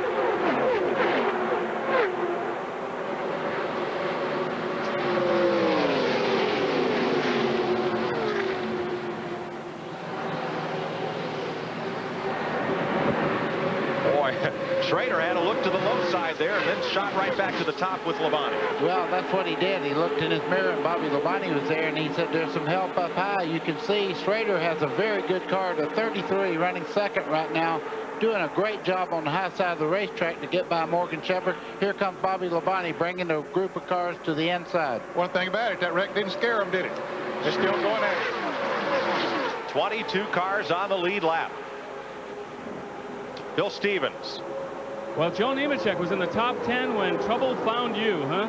Oh, it's just unfortunate day for the Bell South Chevy. You know, we were running good, got up there in the front, run 3rd for a while. We have an awesome race car. Tony Lumber and all these guys did an excellent job. But I don't know what happened there. All I know there was cars flying everywhere, and I drove at the wall, and I had to hit the last one. As soon as I hit them, there was no more smoke, and just unfortunate for us. Around the front of the car, you can see the damage. That front clip over here is just about cleaned off, and everybody but Dr. Quinn, the medicine woman, is working on it. Well, they'll get it back in if they can, because there are 11 cars, 12 cars taken out in that incident. So some of the drivers, should they get back into the race, can pick up a quick 36 points perhaps. Mike, you just heard Joe Nemechek tell you something very valuable. Half of the people that got involved in that wreck could not see where to go. So much smoke, so much dust.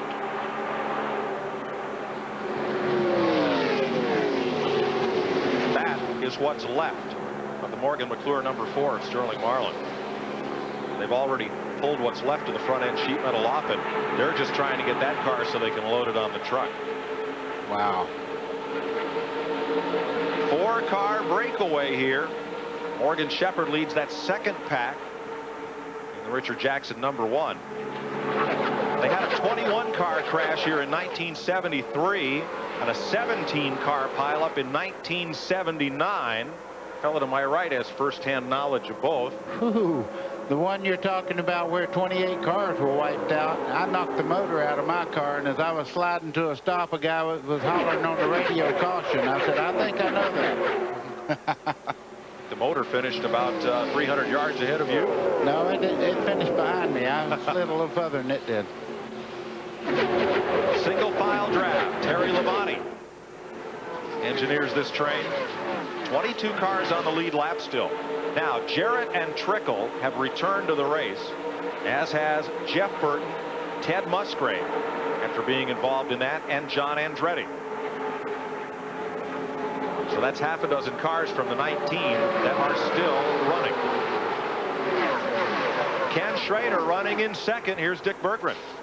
Ken Schrader has seen the highs and lows of this event. In 1988, he won his very first Winston Cup race in this event. And if you were with us in CBS in 1995, you saw him go end over end down the backstretch in this event. Right now, it looks like another high. Andy Petrie, car owner crew chief. How do you play it from here? Yeah, I'll tell you, it looks good right now, but this track, you know, anything can happen like it did a while ago. So we can hang in there and stay in line and get away from some of these guys. Maybe we can have a shot at a good finish.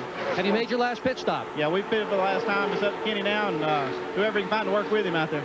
It's in the driver's hands. In 1988, Schrader came from third to first on the last lap to win it. Mark Martin's back in the race. There's the Valvoline Ford. He's not in shape to race. The car isn't, to be competitive, but as you mentioned earlier, if he can make a lap, that's going to pick up a lot of points for him, 30-some points, and he's going to do that, but he'll make probably more than one. Kind of changed the aim on our in-car camera as well. Ed, just as you said, he's on the flat part of the racetrack. All he wants to do now is complete one lap. That'll put him ahead of everyone that wrecked there. It's about 4,000 RPM. I'm not sure what gear he's in. It'll put him ahead of everybody who's in the garage area and out of the race. It'll move him at least up to 28th place, Ned. But we see some other cars coming out of the garage area right now. Michael Waltrip is one of them that's coming out, so we might have to stay out and run more laps than that. Don't think NASCAR will let him continue around at that slow speed on the apron. And in any event, he's coming back in for repairs once again. Report that Ernie Irvin, well, he's now at 10th place. He's drifted back a little bit in that lead pack. And that's where Gordon will sit today. 32nd in the race, 4,330 points. And Mark Martin will pick up 9 points where he sits right now. Caution is waving on the field once again. I could see a car throwing up a lot of smoke going into turn 3 over there. I don't know who it was, but well, it allows Martin time to come around because he can run caution lap speed and pick up a few more laps. So caution is out, and it's Brett Bodine. What did he shred, a left rear, buddy, and get up in the wall? Well, the right front is missing because you see the hood all up in the air there. He's got a lot of problems. It looks like more than one tire flat. Well, let's see.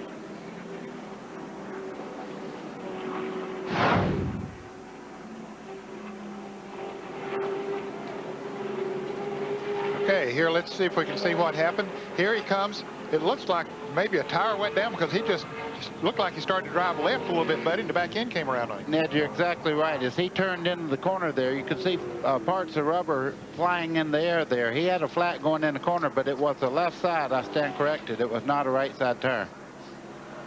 So Brett Bodine trying to get back into this race as Mark Martin crawls around. We'll be right back.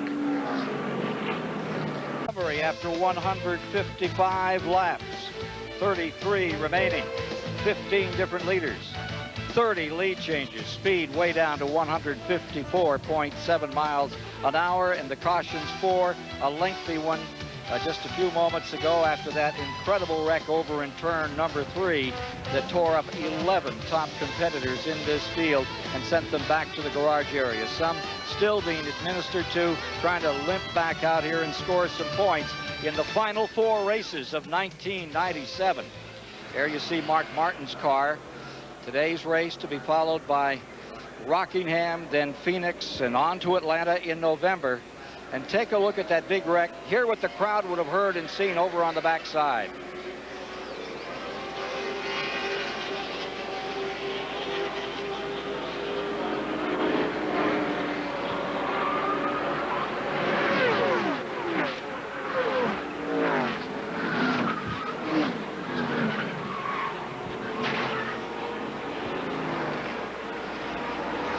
From over 190 miles per hour to ground zero. Skittering, slithering across the track, and with Dale Jarrett, here's his view.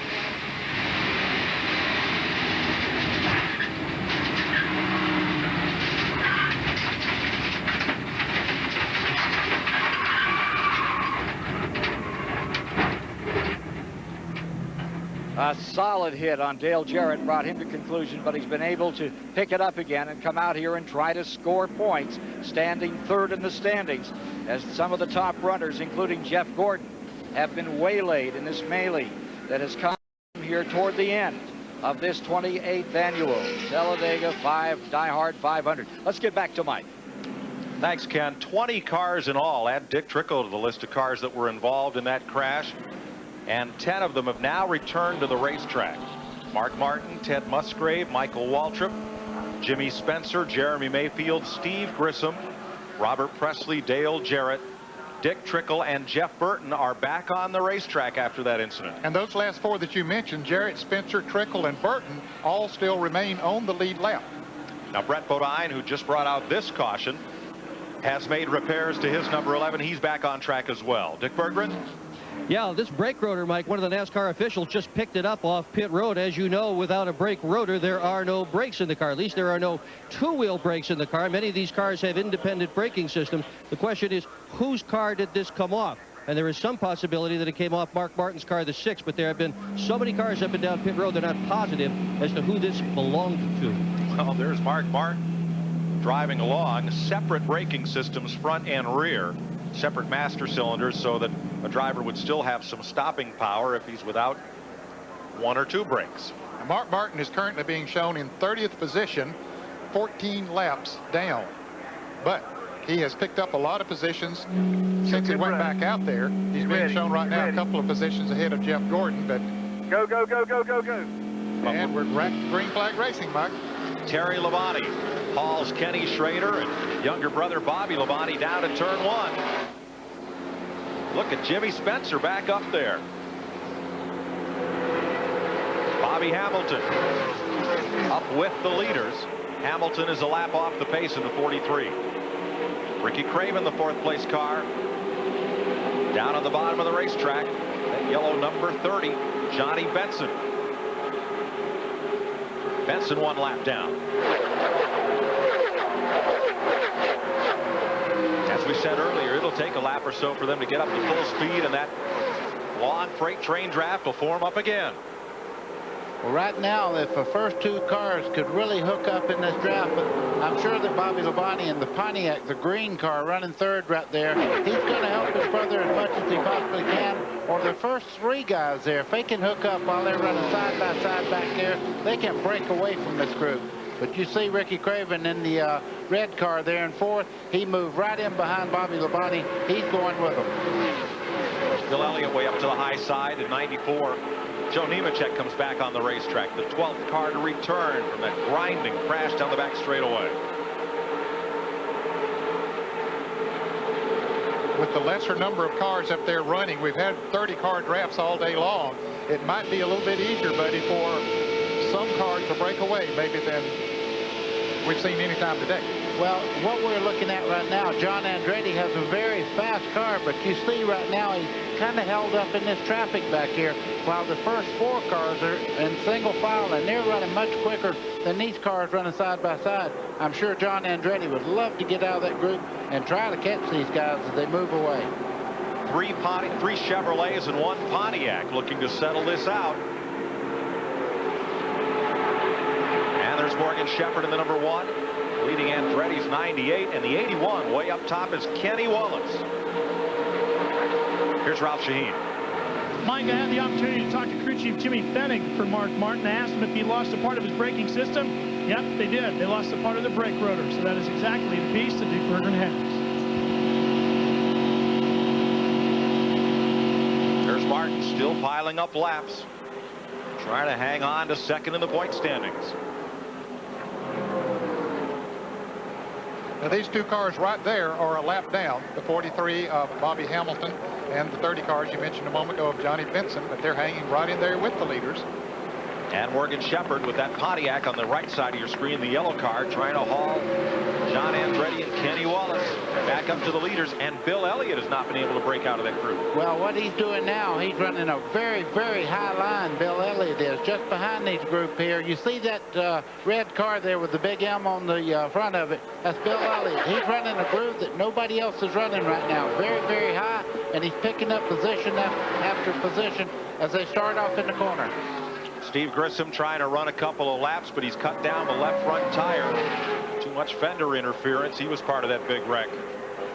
And Dale Earnhardt now comes back out on the racetrack. Gets a big roar from the crowd. Daytona deja vu. There's Earnhardt. No bumper cover, little sheet metal, a lot of new suspension parts. Earnhardt in 33rd position, 21 laps off the pace. Trying to get back up to speed. Had high hopes coming in here. Great race car, and got swept up in somebody else's incident, as did 19 others, when Jeff Gordon cut down a left rear tire and sent 20 cars to pit road or the garage to make repairs at lap 141. 4 caution flags on the day. Just that one very serious incident. And now it's 6 cars up in that lead draft as Morgan Shepherd has caught that pack. He's up there, and just behind him, John Andretti now leads the second pack. It won't take them very long, I don't think, to reel them back in. You see Earnhardt getting, or Skinner there on the bottom part of the racetrack, staying out of everybody's way. Damaged cars, they don't want to get up there and create a problem for these guys. But I'm corrected, that was Benson that caught the lead pack. He's a lap down. Both of them have yellow cars, he and Morgan Shepherd. As a matter of fact, Morgan's been going back a little bit here the last couple of laps. Now here's Kenny Wallace, who had a tough road to get into this field. Started 35th. Bill Martossi, the car owner, spotting for him up on the roof here. And Kenny, the youngest of the 3 racing brothers from St. Louis, currently in 6th place. He's on line to pick up or tie his best finish of the season, which was 6th at Martinsville. For more on Terry Labonte, let's go to Ralph. Mike, I'm with Randy Dorton, his crew chief. Randy, now that we're down to the final 20-plus laps of this thing, and you're up front, what's your strategy going to be to the end? And is it going to include Ricky Craven, your teammate? Well, obviously it includes Ricky for sure, because that's right, he is our teammate, and you definitely need a teammate at this racetrack. Well, strategy's kind of washed its way out there with the pit stops, you know, the cautions. So we're green all the way right now. Are you and Andy Graves talking about how you're going to hook the 2 cars up? Absolutely, we've talked. Want to tell me what you're going to do? Well, they're going to work together just as best we can, along with those other Chevrolets. And you just got to get the 25 car up into position so they can actually help them draft now, Mike. Ralph, one thing that among the super teams, the Hendrick teams originated, is they have a talk around channel on each driver's radio where the team drivers can talk among themselves and with the various crew chiefs. So Hendrick and Terry Labonte or excuse me, Terry Labonte and Ricky Craven can be in radio contact with each other. Now, the drivers with the damaged cars have been told by NASCAR that they must run at least a 58-second lap, or they'll have to take those cars back to the garage area. That's in the interest of safety to the drivers that are going around there at 190 miles an hour. And Terry Labonte just ran over 193 miles an hour, the second fastest lap of the day. Ernie Irvan, early in the race, had the fastest lap. But Terry Labonte turning it on here. It's time to do it. If you got anything left, you got to put the pedal to the metal and go at it. Now, most of these cars were running in the top 4 or 5 spots when the big accident happened. Jeff Gordon was about 6th place when he and John Andretti got together and swept up most of the cars behind them. Bill Elliott running that high line. There he is by himself, Bill Stevens. That is correct, Mike Joy. Just talked to Mike Bean, Bill Elliott's crew chief. They've been sitting back in the back of the field most of the day. Bill says that that car actually responds better on the high line than running in the draft. They tried to move up while they were in the draft and couldn't get anywhere. So a guy who's had a lot of successes here at Talladega isn't going the way you usually draw it up on the blackboard. Elliott is 11th right now. 22 cars are on the lead lap, led by Terry Labonte, Kenny Schrader, Bobby Labonte, and Ricky Craven. We'll be right back. And right now, only 2 drivers in the top 10 have been to victory lane this year. John Andretti running in 5th, and Ernie Irvan, who's in 6th. Look at that front 4. Terry Labonte, Kenny Schrader, Bobby Labonte, and Ricky Craven. They're all looking for their first win of the year. Ricky Rudd is back in the run number 10. And Mike Skinner, the rookie, also returned. But of those drivers, only 2 in the top 10 have won this year. Terry Labonte's led at least 3 times today. Lake Speed returns to the race. So more than half of the damaged cars. Darrell Waltrip is back out, and so is Steve Grissom. Not much left of those cars, but they're back in the show. Mike, you look in second place there at Schrader. He hadn't won since 1991. You know he wants to win badly for Andy Petrie, who used to be the crew chief for Dale Earnhardt. Now look down the left side of the screen. Earnhardt and Mark Martin drafting along. Neither of those cars have much aerodynamics at all, but they're trying to run up laps. And coming out of the garage area into his pit stall, Jeff Gordon comes on to pit road. The man who would be champion, the point standing leader. Ray Evernham and crew have taken off all the front end sheet metal. He's in 36th place as he comes back on the speedway.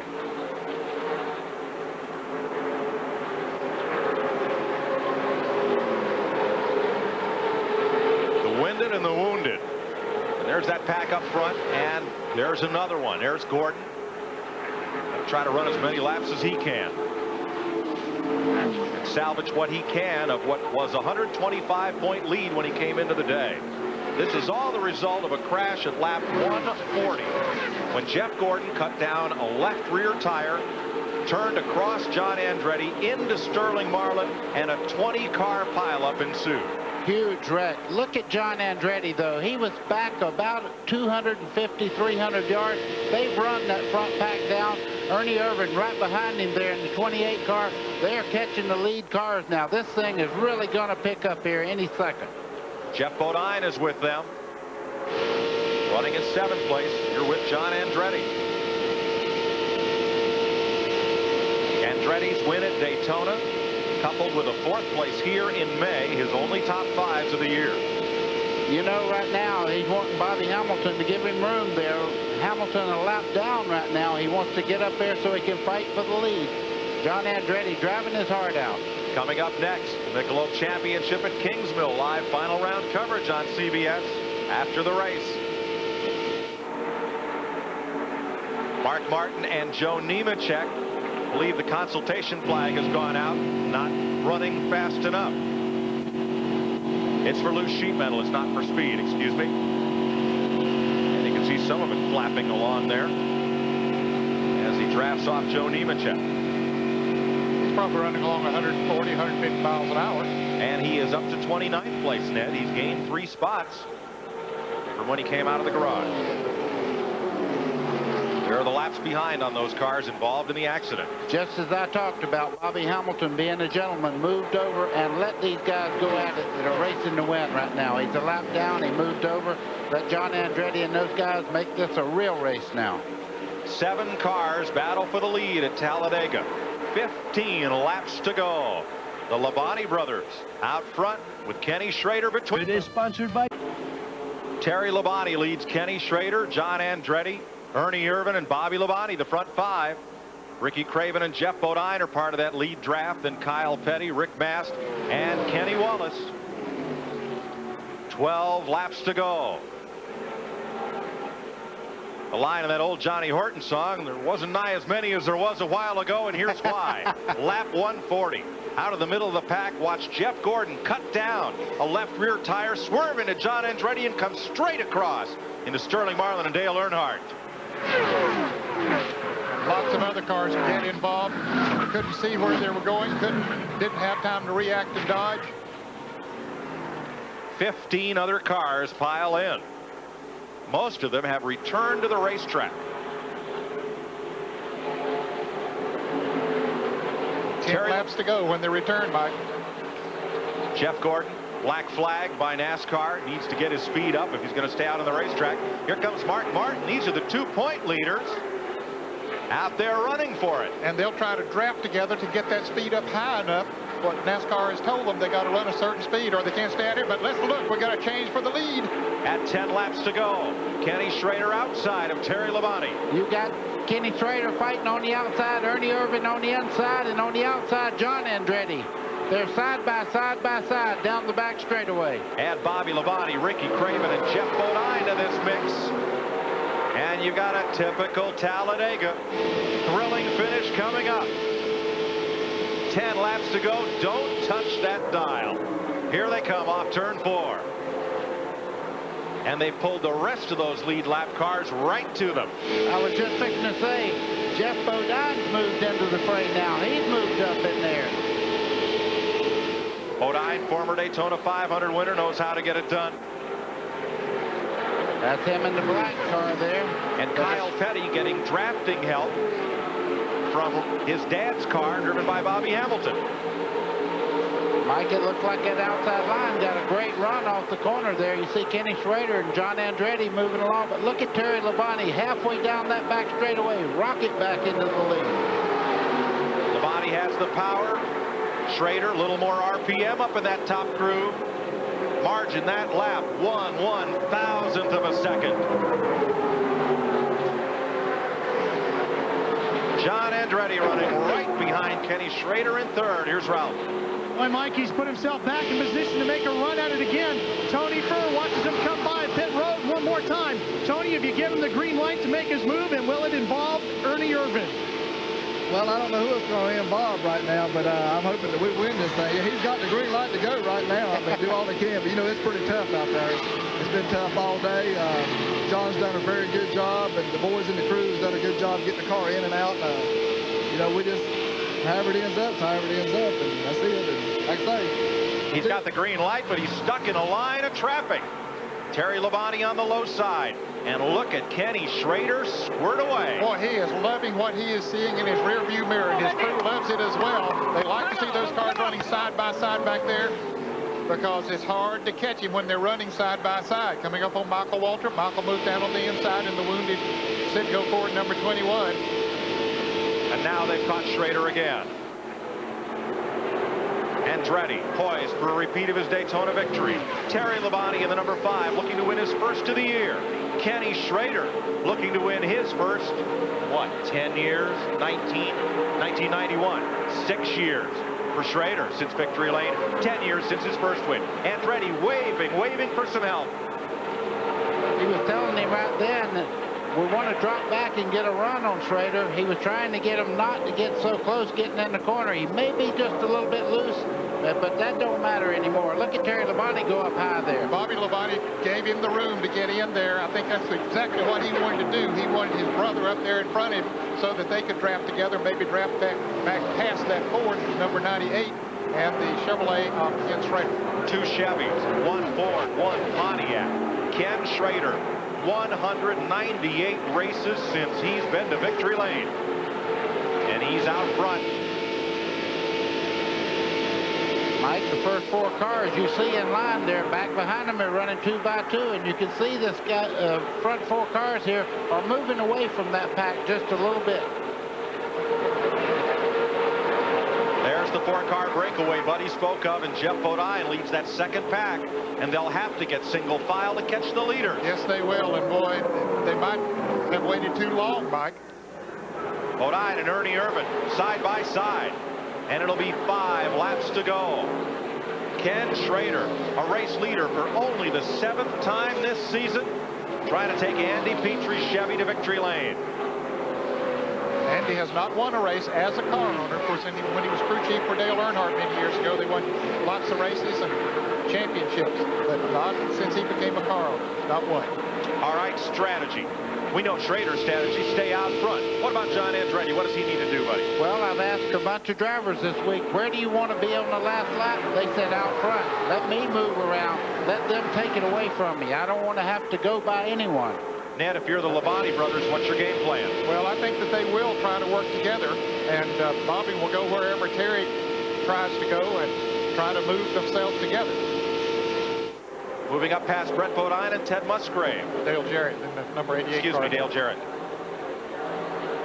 It's Nancy Andretti, John's wife, cheering her husband on. 4 to go. And Irvin has broken away from Jeff Bodine. Irvin took a low line around the corner last time to break free of that side-by-side draft. But I don't think he has enough time to catch him back. He'll have the help of Brett Bodine and Dale Jarrett there for just a moment when he catches them. But that lead pack 4 has gotten away. Yeah, they race side by side just a little too long. The first 4 cars you can see right there. I think this is going to be the ones that we have to watch towards the checkered flag. That's Schrader's crew watching the monitor. They can only see the car through the tri-oval, and there's Labonte's car watching it on CBS with you. 3 laps to go. Schrader, Andretti, and the Labonte brothers.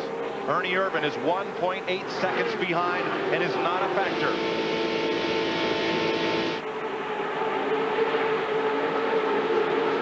Labonte has appeared to have the most straightaway speed of this group today. Terry Labonte in that number 5. If I had a trump card, I might have to play it with 2 to go. I don't believe I'd wait for that last lap. Lap traffic or anything could come into play. Yeah, I agree with you, buddy. I think that you need to make that move just as quickly as you possibly can. And you said a while ago, Ken Schrader, he needs to keep doing what he's doing. Here comes Terry Labonte on the bottom. And his brother Bobby will come right with him. You can rest assured. And Andretti has to give way. Has to give him room. Boy, they were down almost on the flat part of the racetrack. 2 laps to go.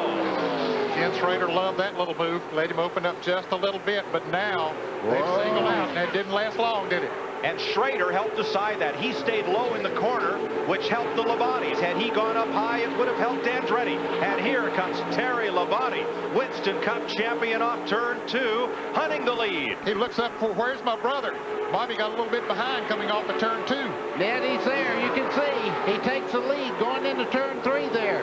Terry Labonte. Here comes Bobby Labonte on the outside. They call Terry Labonte the Iceman, but Bobby Labonte could ice this win for his brother by staying side by side with Kenny Schrader. White flag, last lap. And now Andretti, he gets up. He's just trying to get more positions there now. And he's lined up. That could help propel Schrader back to the front. No, Schrader's going to tuck in line. Don't count out Bobby Labonte. He's winless this year, too. Brotherly love's one thing. Winning the Talladega 500, that's another. Terry Labonte, the defending champion of the series, the elder of the 2 brothers, John Andretti. Terry Labonte jukes to the inside. Everybody follows. Andretti had a run coming off of turn 2, and Terry Labonte saw that, so he dipped down to the inside. He knew that Andretti was going to try to get that run coming down there. Ned, if they have anything, they'll start building speed right here coming off turn 4. Bobby Labonte looks to the low side. Terry comes down. Bobby looks high. John Andretti looks to capitalize. They come to the tri-oval and head for the line. And Terry Labonte will pick up his 19th Winston Cup win in the Sears DieHard 500.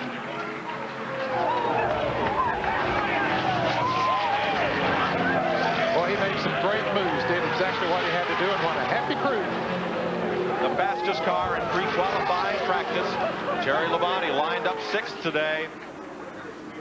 A draft from his brother helped him pass Ken Schrader, and when Bobby Labonte got side by side with Schrader, that gave Terry the lead he needed. But you can see the last lap, the last thing that he was going to do was let Bobby Labonte make any kind of move to take that race away from him. Congratulations to Terry Labonte. The Iceman cometh to victory I told you.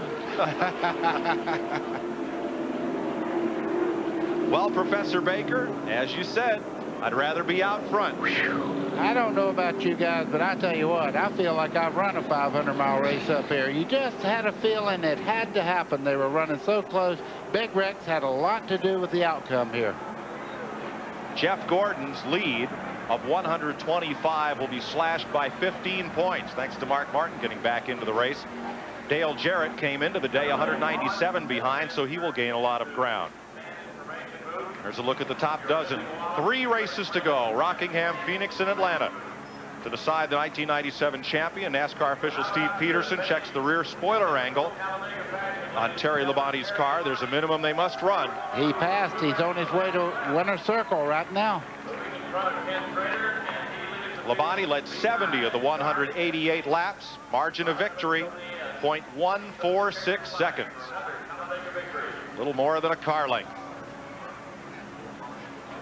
For Rick Hendrick, Randy Dorton, Andy Graves, the rest of that whole organization, it's been a long time. It's been since Charlotte last year, since Terry Labonte made this left turn to go to victory lane.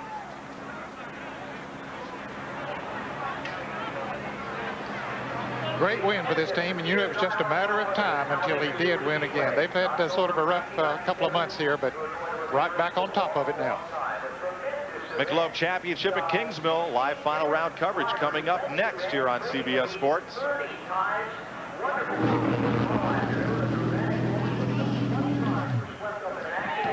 But first, we'll honor the winner. Ken Squire is in victory lane. All right, we're getting right in here with Terry Labonte getting this wonderful victory, his first of the year. 2 seconds at Daytona, with 3rd earlier. Terry, you've got to be thrilled about this battle with Schrader at the end of this one. Well, I'll tell you what, it was a good race there. Our Kellogg Chevy ran great, and these guys have done a fantastic job. And I just got to thank Rick Hendrick. You know, he's done an awful lot for this team and really helped me a lot. And I really appreciate the opportunity to drive for him. And I'll tell you what, it was a heck of a race there with Kenny and Bobby. And you know, I felt like both of them are kind of teammates. You know, Schrader, we still consider him one of our teammates. And, of course, we do Bobby, too. And I'll tell you what, Kenny got me, and I was able to get the 98 back, and then I got Kenny back, and then I had to hold off Bobby there. So I'm tickled to death. It was a great run for us. Congratulations, Terry. Thank you. Terry Labonte has pulled it off here in victory lane for the first time in 1997. Just about. Labonte the winner. Brother Bobby coming home 2nd. John Andretti 3rd. Ken Schrader, Ernie Irvan, Ricky Craven, the top half dozen.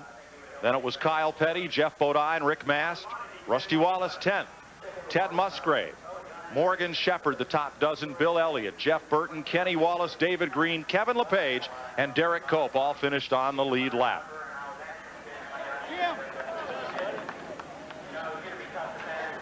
Coming up next, CBS Sports takes you to historic for Ken Squire, Buddy Baker, Ned Jarrett, Bill Stevens, Dick Berggren, and Ralph Shaheen. This is Mike Joy congratulating Terry Labonte, the winner of the 1997 Sears DieHard 500.